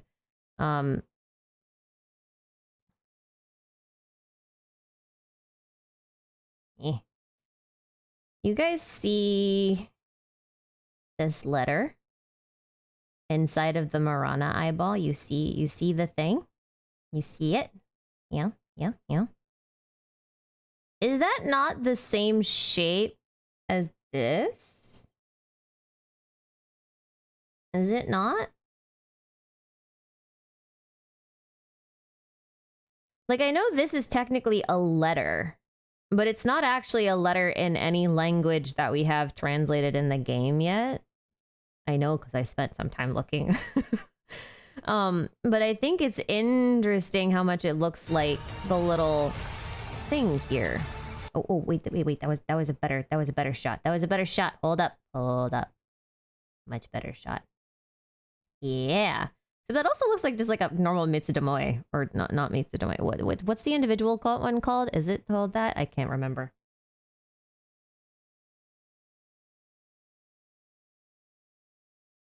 But yeah, no, this thing sends out... Where'd it go? That was something I was like, what the hell? Look, it's got DNA missiles. Not those. Wait, yeah, no, it is those. Look at the DNA missiles. Phew! DNA missiles! That's wild! Little embryo dragon. Okay, I'm not gonna lie, it kind of looks like a tapeworm. Life, death, and the world around us. All right, Baizhu, I'm not really all that interested in you. I'm sorry. I mean, I am. I'm gonna end up with him, so I may as well. He's with Kaveh, so I'm gonna get one. He does kind of look like a tapeworm or a flatworm. Yeah. Reminds you of Mobius. Yeah, a bit. Feast your eyes. Okay, you know what's kind of funny though about this whole thing? Like, if you guys have been to any of my streams, you've probably heard me say that I think that what Hoyoverse did with a lot of their prominent Genshin characters is they took two characters from their Honkai series and they kind of mushed them together into something new and somewhat recognizable, but also not really. And I think it's funny because in this particular case, it kind of looks like Nahida is based on Teresa. We know that. That's like almost non-negotiable at this point. But Nahida coupled with Mobius, which is kind of, you know, supported by this snake that's quite a bit like Mobius. Big giant chaos DNA snake. That's a lot like what Mobius was doing. She was doing genetic research and stuff. But also the fact that when Nahida uses a lot of power or when she dies, she shrinks, which is what happens to Mobius too, because every time Mobius dies, she gets younger. So I think about that from time to time. Anyway, back to Kaveh. Such a shame not to do more with Baizhu after holding him in NPC jail for over 2 years. Yeah, I kind of feel like he should have been one of the first Dendro characters released. He should have come out with Sumeru. I still think that. There's a limit on Mobius, so I'm sure there's a limit on Nahida too. To be fair. What if Mirok is a djinn that submitted to Kaveh because he also reminds Mirok of Deshret, similar to Traveler and Lulu Parse? That would be interesting, honestly. But like, I kind of like the idea that Kaveh like made an entire AI. He's an architect, but he works with machines, and that he also probably anyway. He wasn't even on the version art. That's true. Why is Kaveh a 4-star? I don't understand. I love Mirok. It's so cute. Wait, hold on. Before we go on to this, what weapon was he using? Someone asked and I wasn't paying attention. Is that mailed flower? It's so hard to see. Wait. Is that mailed flower? Or is that the mecha here? What is it called? Okay, yeah, that's the whatever that 4-star weapon banner claymore is. That one. The Makaira Aquamarine. That one. Koriyuri, thanks for the super. If your nation and people were nearly wiped out, that'd feel pretty apocalyptic. Also, why does Hoyo hate Chi-Chi so much? I don't know. Where is Chi-Chi's story quest? Why is that being gatekept from us? Chi-Chi and Kaching, like, they love Kaching. Why doesn't she even have one? What is going on?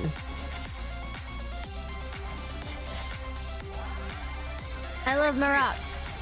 Millflower's still good, yeah. I mean, if he works with blooms, then yes. The competition is heating up. Oh. This is so weird. Layla's just kind of standing there. Kaveh bringing up the rear.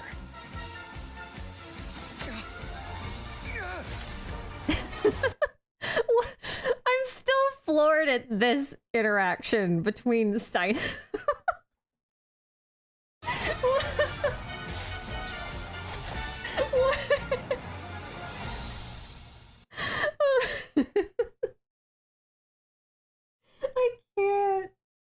I can't.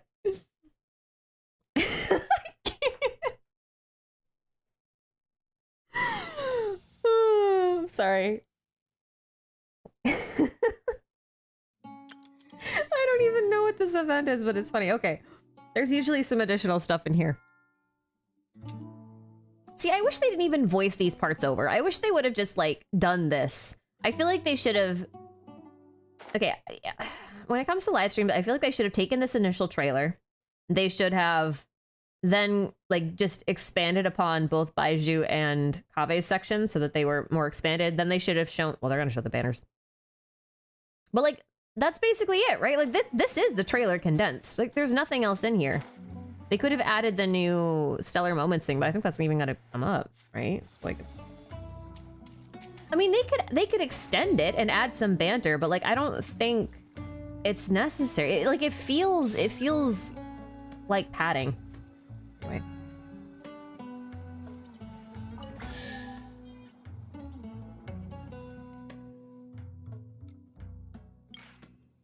What if Mirok is like Ben Ben? Oh, that would be kind of cute.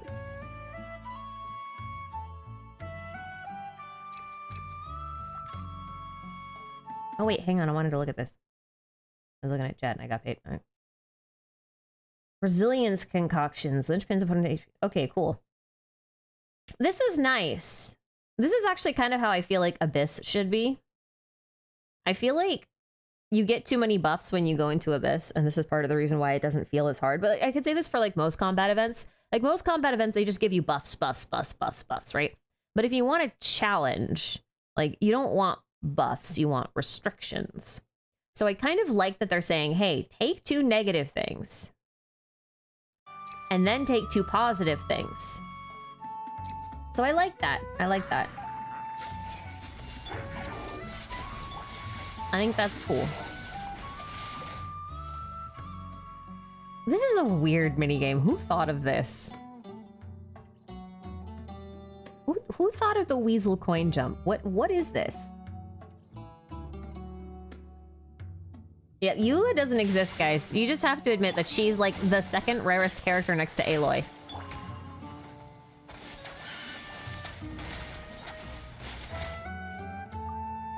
Oh, the weasel event is cute. It's just weird.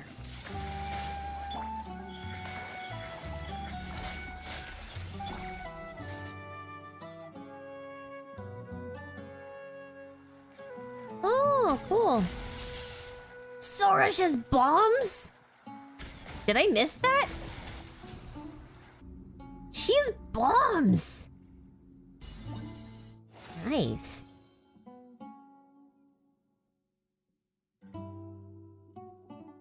I'm still confused about like who these artifacts are for. Cause like if this glow artifact set, I am not gonna try and say that. Not right now. I'll practice first. If this is for Dia, right? Because it's HP and then it says elemental skill and burst damage.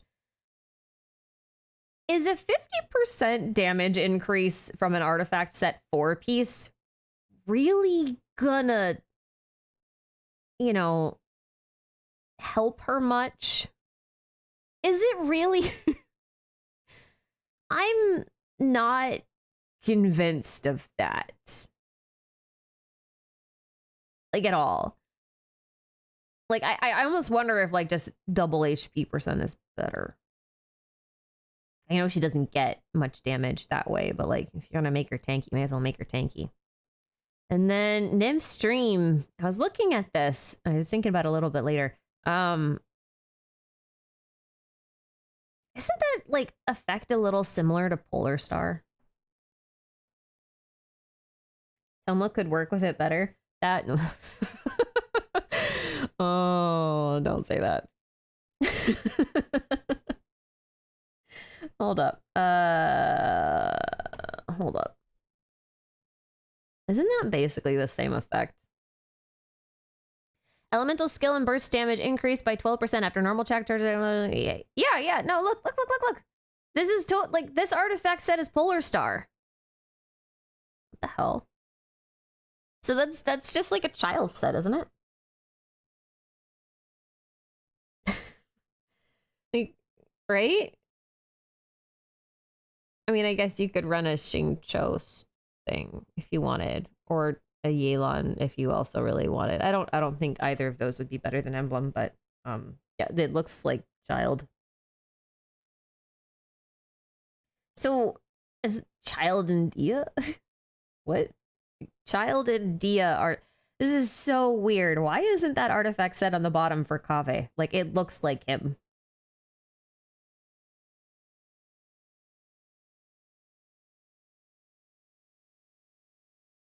Oh, right. Yelan scales on HP. This only boosts attack.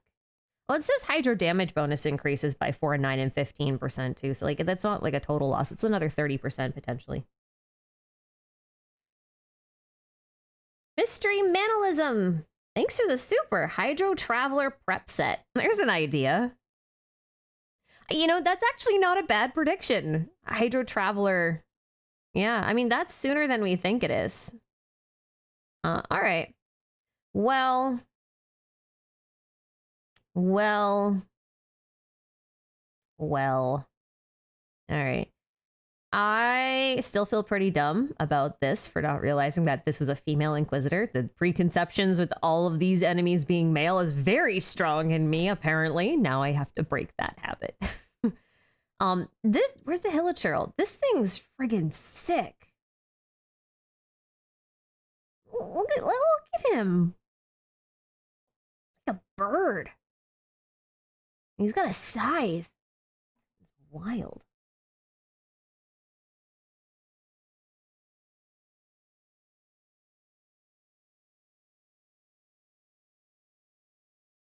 Baptist, not Inquisitor. Is it Baptist? I thought it was like an wait.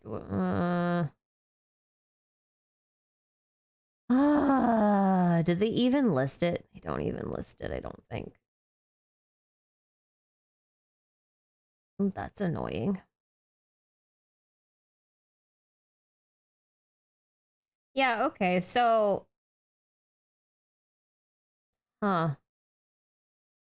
Comes from an ancient race that's existed for a very long time. I will say that actually lines up with something else that I'm working on. Inquisitus Baptist, that, yes. I'm calling it. What is that word? Inquisitus. In what the hell?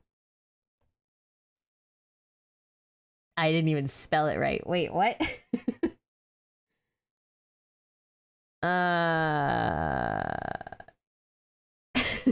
What?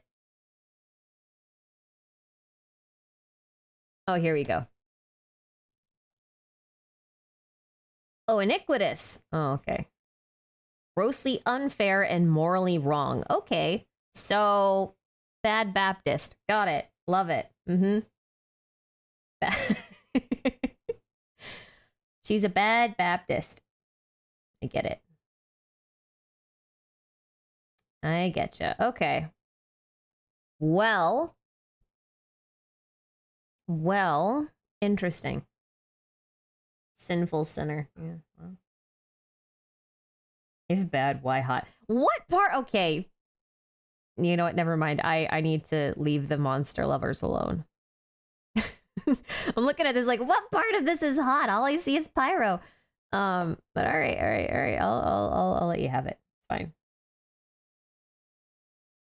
You think Zhongli is a sovereign? I don't think this is a filler patch. This looks like a 3.4 update. Like a 3.4, we got the huge world quest with Lilupar, right? Wait, is that 3.4 or 3.3? Oh my god.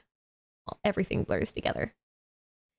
Whenever we got the sandstorm, I think that was only 2 patches ago. That was 3.4.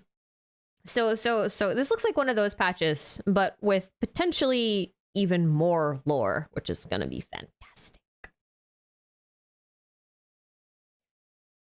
Holy shit, Selena Rose! Thanks for the super! Jeez, talk about generous. Greetings from France. I just wanted to say I find your videos incredibly entertaining. I love your thought process and breakdowns with those theories. Please keep up the good work. Thank you so much! I will do my best. Dang it. Jeez. I don't even know what to say. It was very nice. It's very kind. But it comes at a point where I'm sitting here like, I don't know if I have a whole lot more to say other than like, Actually, I have a couple of things to say. If you guys don't mind if I like, hold up. I was working on the final part of the Colony to That series.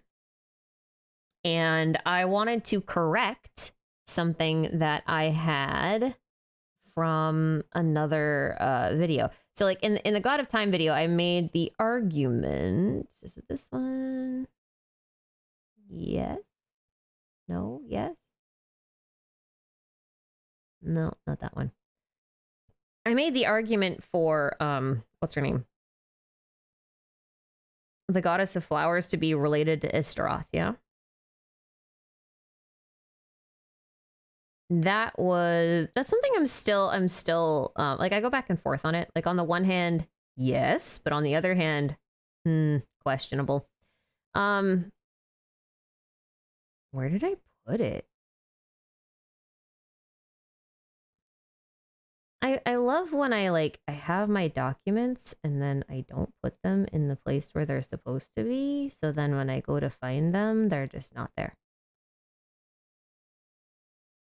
I sure love putting things in boxes. Oh no, here it is. I found it.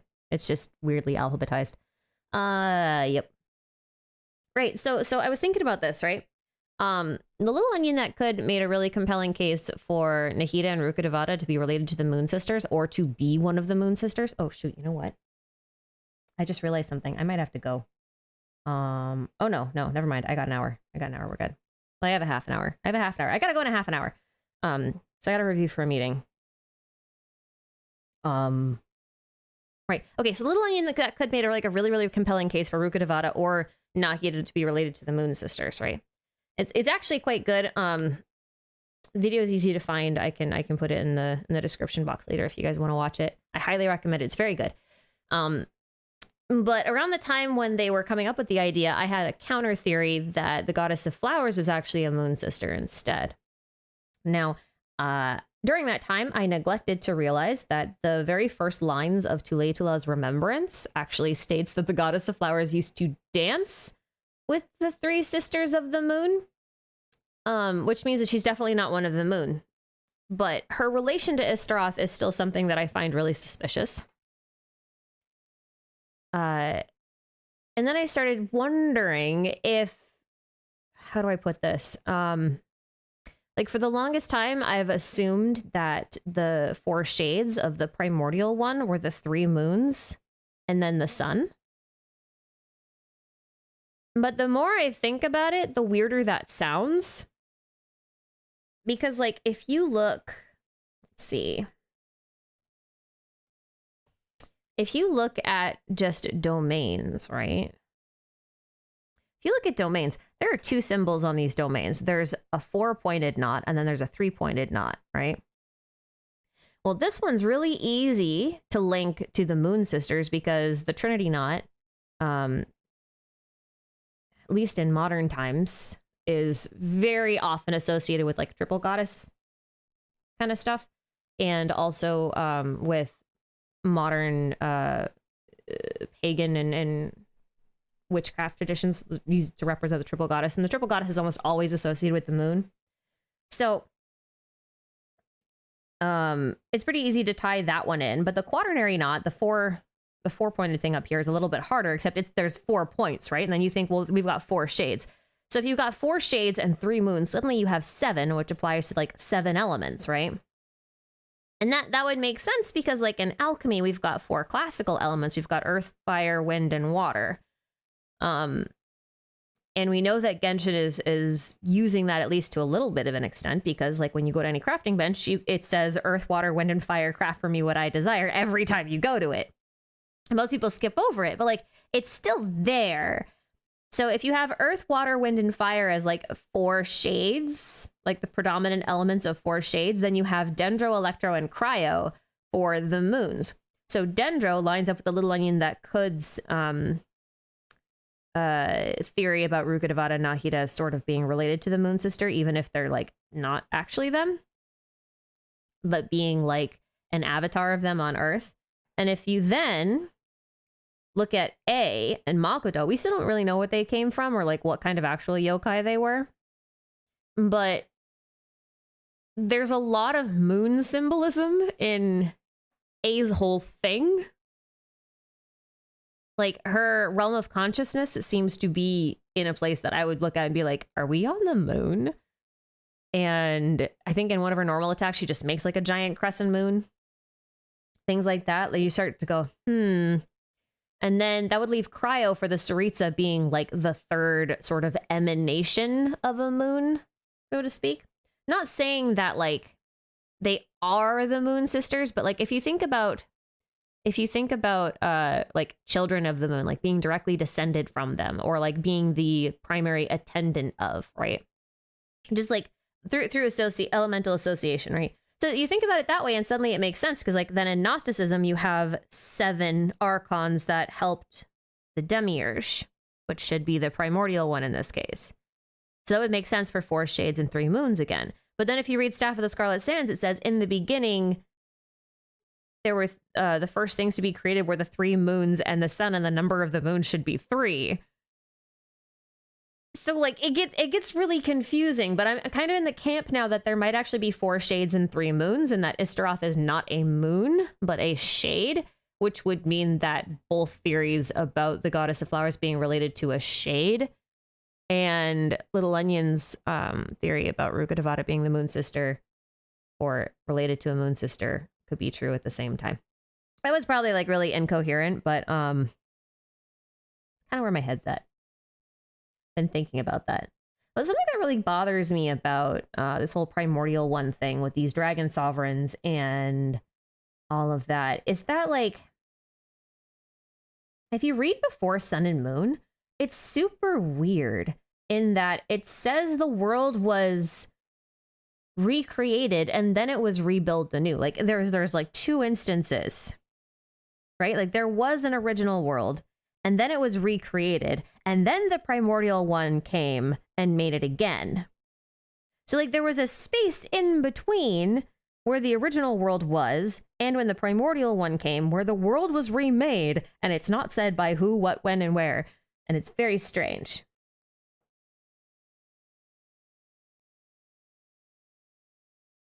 But it's also kind of weird because like the Trinity knot, right? The triquetra is used to represent the omni element in Genshin TCG, which I think is very odd if it's only really technically representing 3 elements. So like, I don't know. Anyways.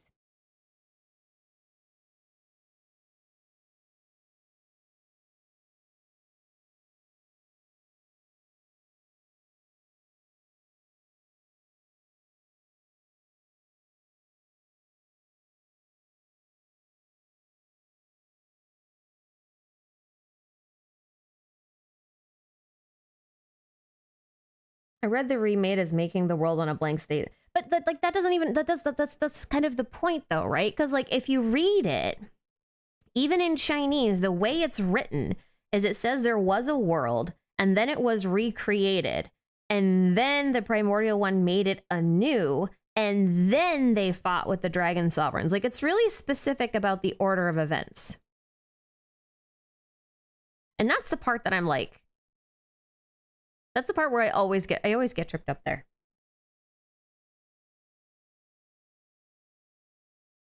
The triquetra could represent the 3 realms, yeah. I mean, like, you could assume, like, moons are 3 guardians of 3 different realms. You could say that. Roseras, thank you for the super chat. Love your videos. Looking forward to the end of the Genshin 32-hour-long 48-part lore summary. Keep up the good work. Thank you. I'll do my best.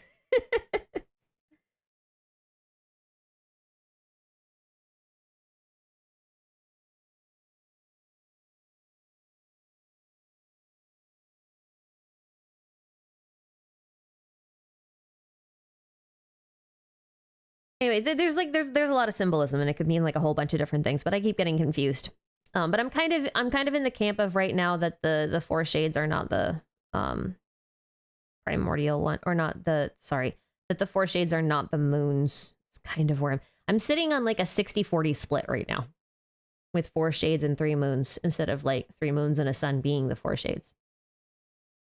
Because like technically speaking, even if you look at it from like an Abrahamic perspective and you think of like God and then archangels, technically there were 7 archangels, and like Mona's Scryglass is looking at 4 of them in particular, with Michael, Gabriel, Uriel, and Raphael.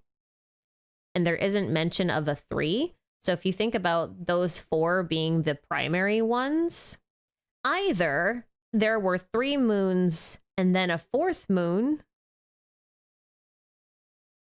that's like a secret moon, or I don't know.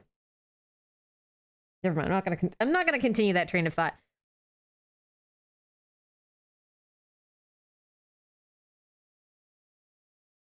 Yeah, I mean, witches in general are almost always associated with the moon. Like, it's very rare that they're associated with the sun, even if they take up the practice of like worshipping Kronos, or like the Green Man or anything like that. So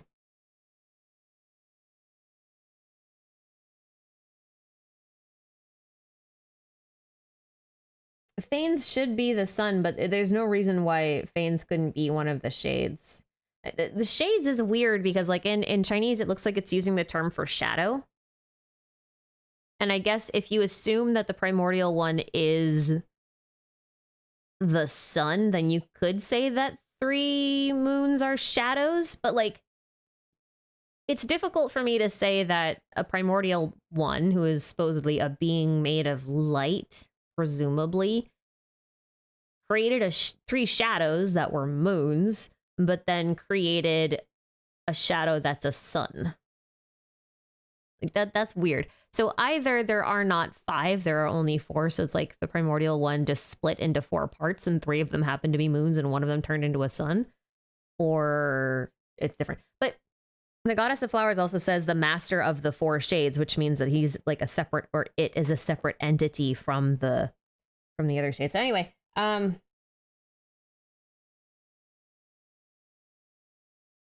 Fanes equals shadow. No, not necessarily. I mean, like the primordial one could be Fanes. Here's something cool. I just realized I resized this. I didn't mean to resize this. Hold up. I'll show you something interesting. Oh, I have to give you a warning for like artistic nudity, I guess. So this is a picture of Fanes, or Fanus. I don't actually know how it's pronounced. If you look at his head, he's got an egg, and then there's a snake on it, and this snake is supposed to be Ananke or Kronos, depending on how you read the myth. But this is protecting the egg from which Fanes was born, and then he's got, I think it's like a bull, a lion, and a goat. And he's even got cloven hooves for feet and wings. So like, you could see 1, 2, 3, and then 4 in a way. I don't know.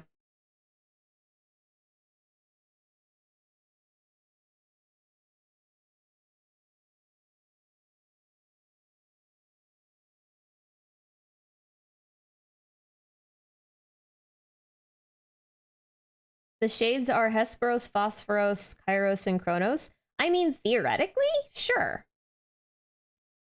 But here's okay, so here's the thing about that.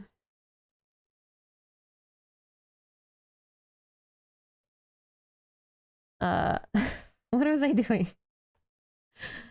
Leave me alone. Here's the thing about this, right? If you think about Hesperus and I know the thing you're referencing, the thing in Akademiya, right? The thing about that is that it's kind of weird because Hesperus is phosphorus, right? And they're both the morning star. And the morning star in our case is the twins, because the morning star is Venus. Venus is the planet of Lucifer. And morning star, evening star are the same stars. So the idea here is that Hesperus is phosphorus because the morning star is the evening star. Like that's the whole thing. So like looking at those and saying, oh, those are 2 shades of the primordial one. If that's the case, then the twins would be 2 shades of the primordial one. And then another one would be Fanes, maybe, or Fanus. And then there should be a 4th one somewhere. But none of those are moons. They're all stars or suns. But stars, suns are stars. Does shade mean ghost in Greek? Yes. Yes, sort of. Yeah? Well, there are 4 descenders. Yeah, that's kind of my whole point about the twins, though. Being descenders. Is kind of like that. Oh, it's like its own section right here. Hesperus is Phosphorus. I didn't read. It's fine. But even then, Chronos and Kairos are really weird because those are both time, but one is the perception of time, and then one is the actual absolute measurement of time. But technically speaking, Chronos was the creator of Phanes. Phanes. I'm looking it up. It's gonna drive me crazy. How do you... I thought that was a very different word. I thought that was a bit... Why don't I just go to Wiki? Why don't I just... Oh my god. I should just read the phonetics. I don't actually know what that means. Protagonos! We'll just call him that. Yeah, so... Aren't there 2 Chronos? Yes, but one is Cronus and one is Chronos. Those are different. One has a U, one has an O. Kind of like one is Chronos Ion, and then one is Cronus. But Cronus was like way later down the line, right? Like, how do I put this? How do I put this? The Orphic egg from which this guy hatched from was created from the union of Ananke and Chronos, right? They came, that's time and inevitability, also known as fate. So time and fate came together and they had a giant cosmic egg. And by the way, they were snake gods or snake dragony gods that existed in the realm of chaos. So they came together and made this giant cosmic egg. And from this cosmic egg came this perfect being of light. And he basically kickstarted this whole process of creation. He didn't necessarily birth other gods or create them. It's just that his birth was the spark for all of the creation of everything else. Does that make sense?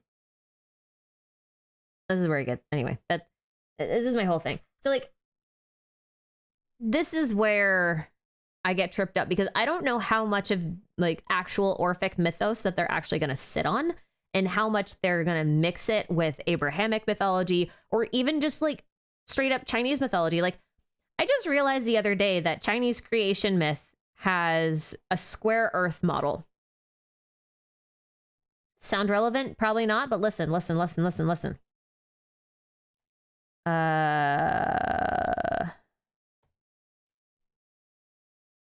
Oh, that's a product. Whatever. It doesn't matter. When we talk about like Chinese origin myths, right? Like they have a square earth model and Zhongli is actually holding a cube, right? So there's your square earth, round heaven. So the firmament is a round dome, but then the earth itself is square and it's held up by pillars. But the whole idea of heavenly pillars holding up a sky actually matches, I can't remember the actual name of the cosmology thing, but we're gonna, I mean, this will work. I think this is the one I used for my thing. So this is an Abrahamic method, right? Where you have the earth down here and then you've got the round firmament hole. And then like the whole thing is held up by heavenly pillars. And then you've got like windows into the waters above the firmament and all that kind of stuff. So like there's overlap. So we don't really know exactly how much of each mythology they've added into this pot of lore we're dissecting. Anyway.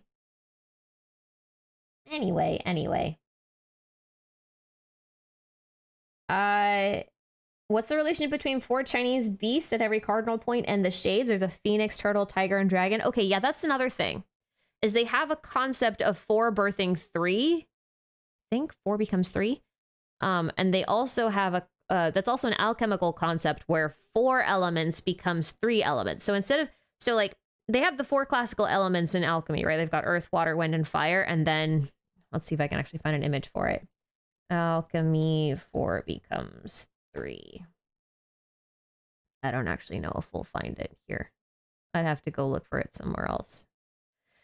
The idea is that the 3 weren't necessarily, this is all spiritual alchemy.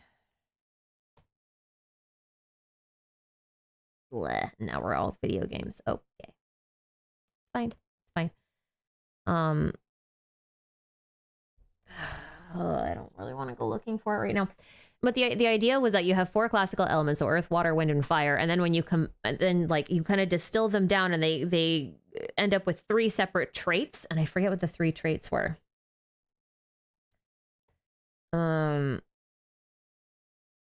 Yeah, it's this one.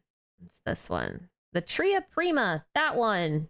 This is probably not the best source for this, but this is more or less the right-ish thing. So like soul, spirit, body kind of thing. Yeah, Tria Prima. That's what it was.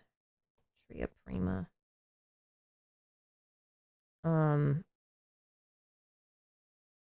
I just have a wiki article? Because I don't want to like go through these. Oh, it's right there. The 3 primes. Yeah, okay. So we've got combustibility, volatility, and non-volatility. So like they went from elements to characteristics or traits, right? So I look at that and I think, oh, okay, you could see that as being potentially 3 moons. Anyway, that's that kind of stuff. I don't know if any of that was coherent, but like this is kind of where my head's been at. And if you're wondering why it's taking me so long to write this stupid theory, that's why.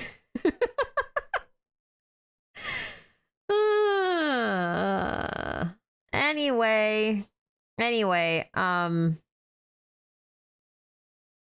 yeah, did I mention that Chinese cosmology also has an as above, so below sort of thing going on? Right, we were actually talking about the 4 divine beasts, right? For the divine beast is not the correct term for the Chinese cosmology. The one for each cardinal direction, right? We have a dragon, a phoenix, a turtle, and a tiger. Is that right?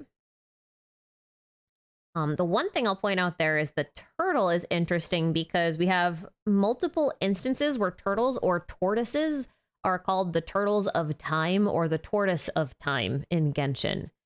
So if you think of it that way, then Istaroth is a turtle. Being of forest shade. Right? Time turtle. Which would mean that potentially the other 3 shades could be any of the other 3 beasts, which opens up the possibility that Zhongli could be related to one of them. Now, I was never on board with the idea that Zhongli was a shade. And I want to show you guys something. I'm going to show you guys something. Let's see if I can find some good stuff. Okay. Oh dear. That's funny. That's my video. They're all focusing on the wrong thing on this one. This is more or less what I wanted to look at. Okay, here it is. All right. You see, let's open this in a new window real quick. I should just set this up so that I have these in different windows, but I don't. So, but I could. Hold up. I could.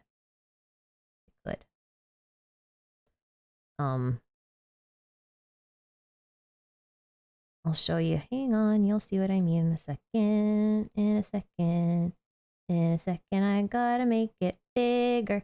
I got too many windows open. I think the biggest thing that would convince me of this whole idea that Zhongli is a shade or related to them is actually this. Because these line up. Oh, that's not quite centered. Sorry. Hold up. There. You see? These kind of line up, and it's weird. This weirds me out. Like, yeah, he's like, right? Is that not weird? And about Destrit? I mean, no, Destrit came afterwards. Like, the goddess of flowers is older than Destrit. She talks about a time before Destrit existed. So, yeah. Like, I think Wei has a good video on this. I don't remember all of the things he was using to make his case about it. But I kind of wanted to point this out because there's another person in my server who's looking into this. They got here on accident, which was kind of funny. And this was one of the things that they noticed, and I was like, oh, that's like one of the most convincing pieces of evidence for this theory that I have seen so far. So yeah, fascinating. Anyway.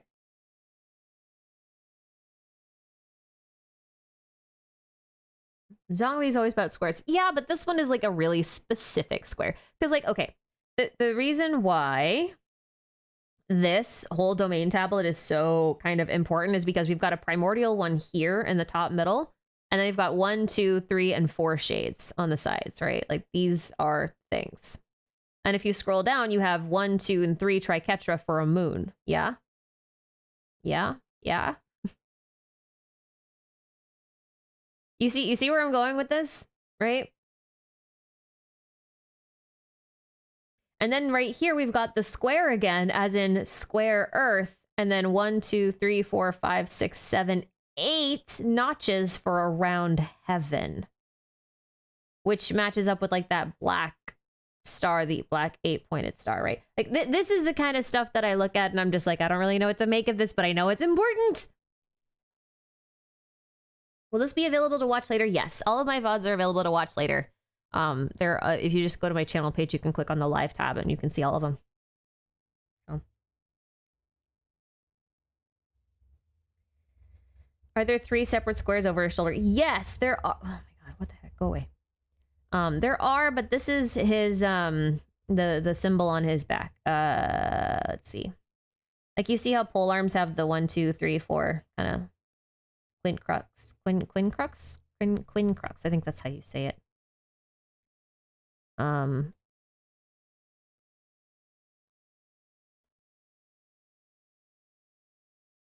Go.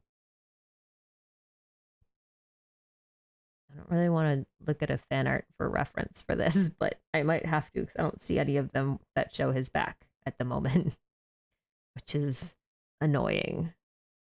What if I just typed in back? Would Google be smart enough to give me... Oh, God. Oh yeah, it will. That's not accurate.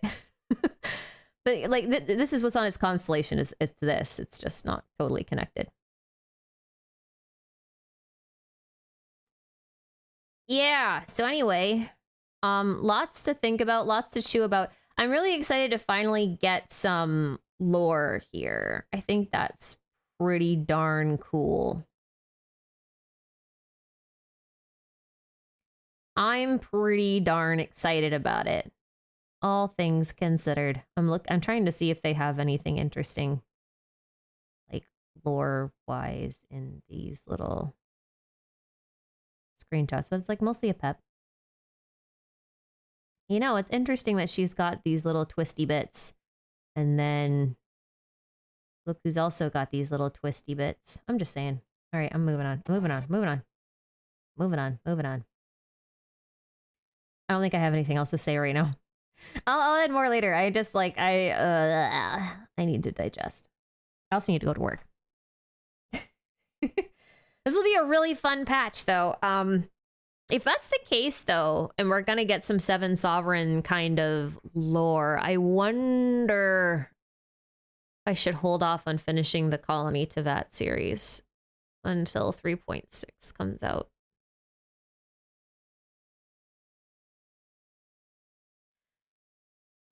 Yeah, probably. I did not get a bingo. No, I did not. I never do. It's okay. I think part of my issue with bingos in general is that I always think that they're going to announce like things like quality of life features in the live stream, and then they never do. They always put it in like the patch notes, so it ends up being like a 3.6 patch bingo and not really a live stream bingo, and I think that's part of my problem. That's off. So yeah, I'll hold off on the God of Time thing. I have a lot of really little fun theories to work on in the meantime, and the last few things. I'm going to do a video on Child, of all things, which should surprise everyone because I don't like Child. We're going to do a video on him. We're going to talk about Deshret one more time before we move on to 3.6. I'm gonna try and clear out some of my backlog. The Beginner's Guide to Sumeru should be coming out soon-ish. Hey, Jinho, thanks for the 5 gifted. Appreciate that. Thank you. So I'm gonna do that, but if you guys have any, let's see. Oh, you know what else? I think this is good because I am planning on working on some content for Star Rail, for Honkai Star Rail. That will be coming out in April. Because like the betas were open, so you could watch them streamed. So I'm gonna try and put together some like beginner's guide to Star Rail lore stuff too.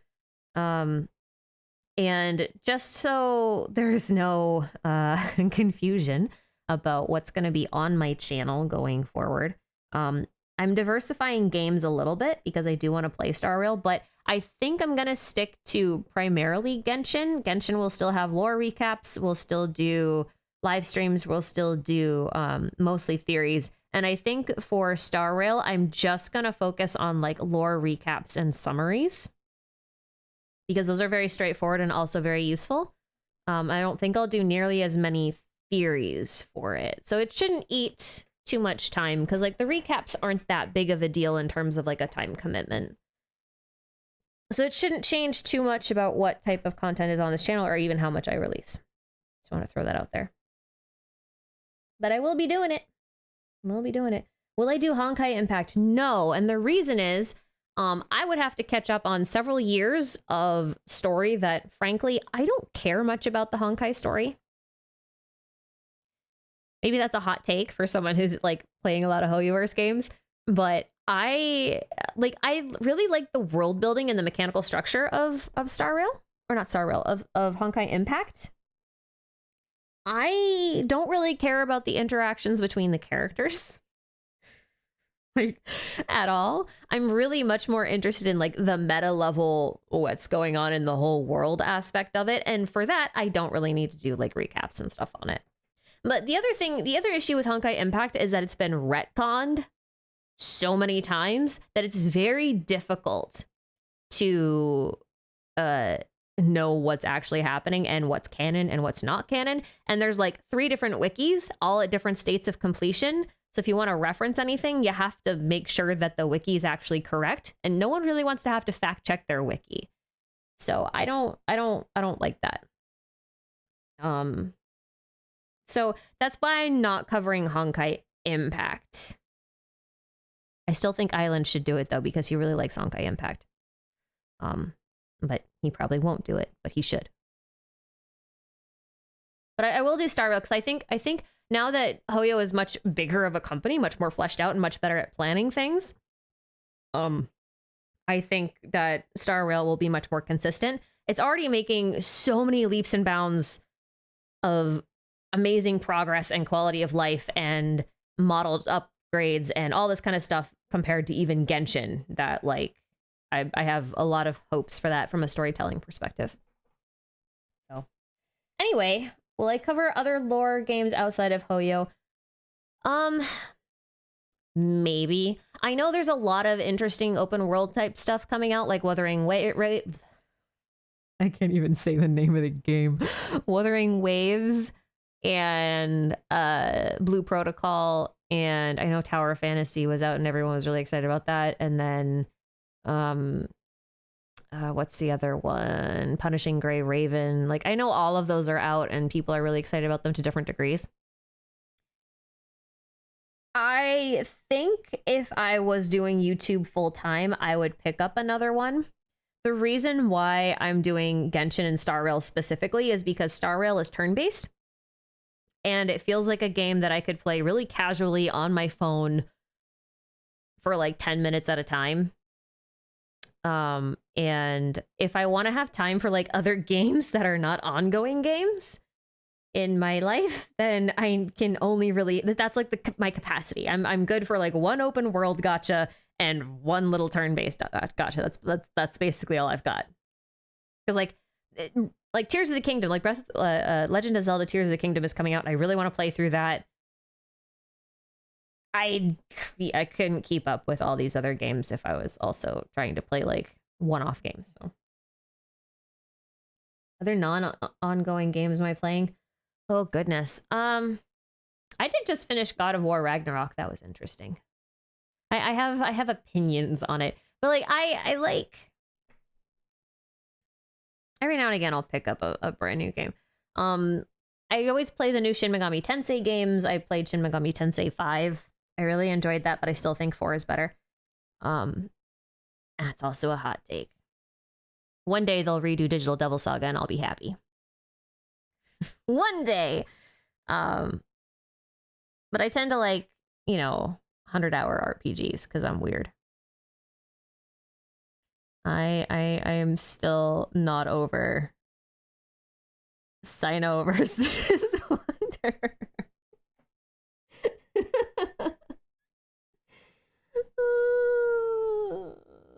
Sorry, I can't. This is the funniest thing. But yeah, no, I got lots of stuff to do. You gotta balance it, If I was full-time YouTube, I could take on one more game. Or even do variety streams for single one-off games. Oh, one thing I will say. When Baten Kaitos comes out, I don't know if it's actually out yet. I don't remember the release date. That's one game I would love to do on stream. It's one of my all-time favorite games. It's getting ported to the Switch.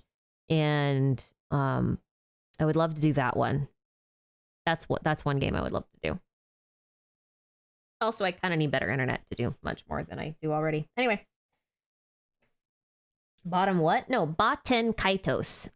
Here.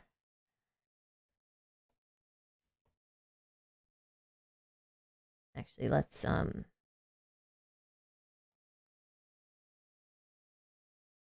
YouTube, why do you hate me?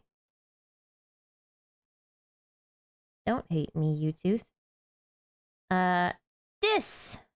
I love Baten Kaitos. It's a great game. Nintendo GameCube system is coming to Nintendo's. So there were shut up. There were basically two games. There was Baten Kaitos and then Baten Kaitos Origins, and they've been completely remastered, and they look really, really slick and shiny now. But they're card-based battle systems, which is something that's difficult to convince people to play.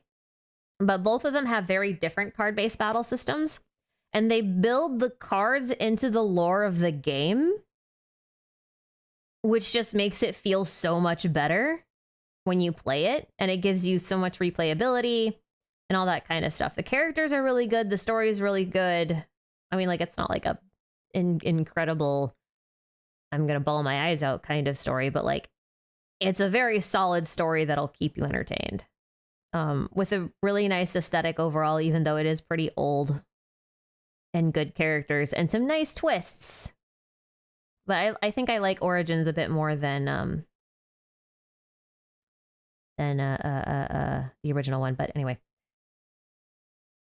will I stream the first time I play Star Rail? Actually, probably, yeah. I think I'll stream the first few hours of Star Rail. I think I'll do that. Anyway, yeah. So this is the one game I think I would play on stream if I was to play like a single game on stream. Anyway, oh shit, I gotta go. I got a meeting in like 15 minutes and I got a bunch of notes to review, so I gotta go. But thank you guys so much for showing up. I'm sorry for my my little stupidness at the beginning, thinking that a world quest was actually going to be voiced. My copium hit me really hard, and I'm still coming down from that high. I'll see you guys later. Take care, guys. Bye.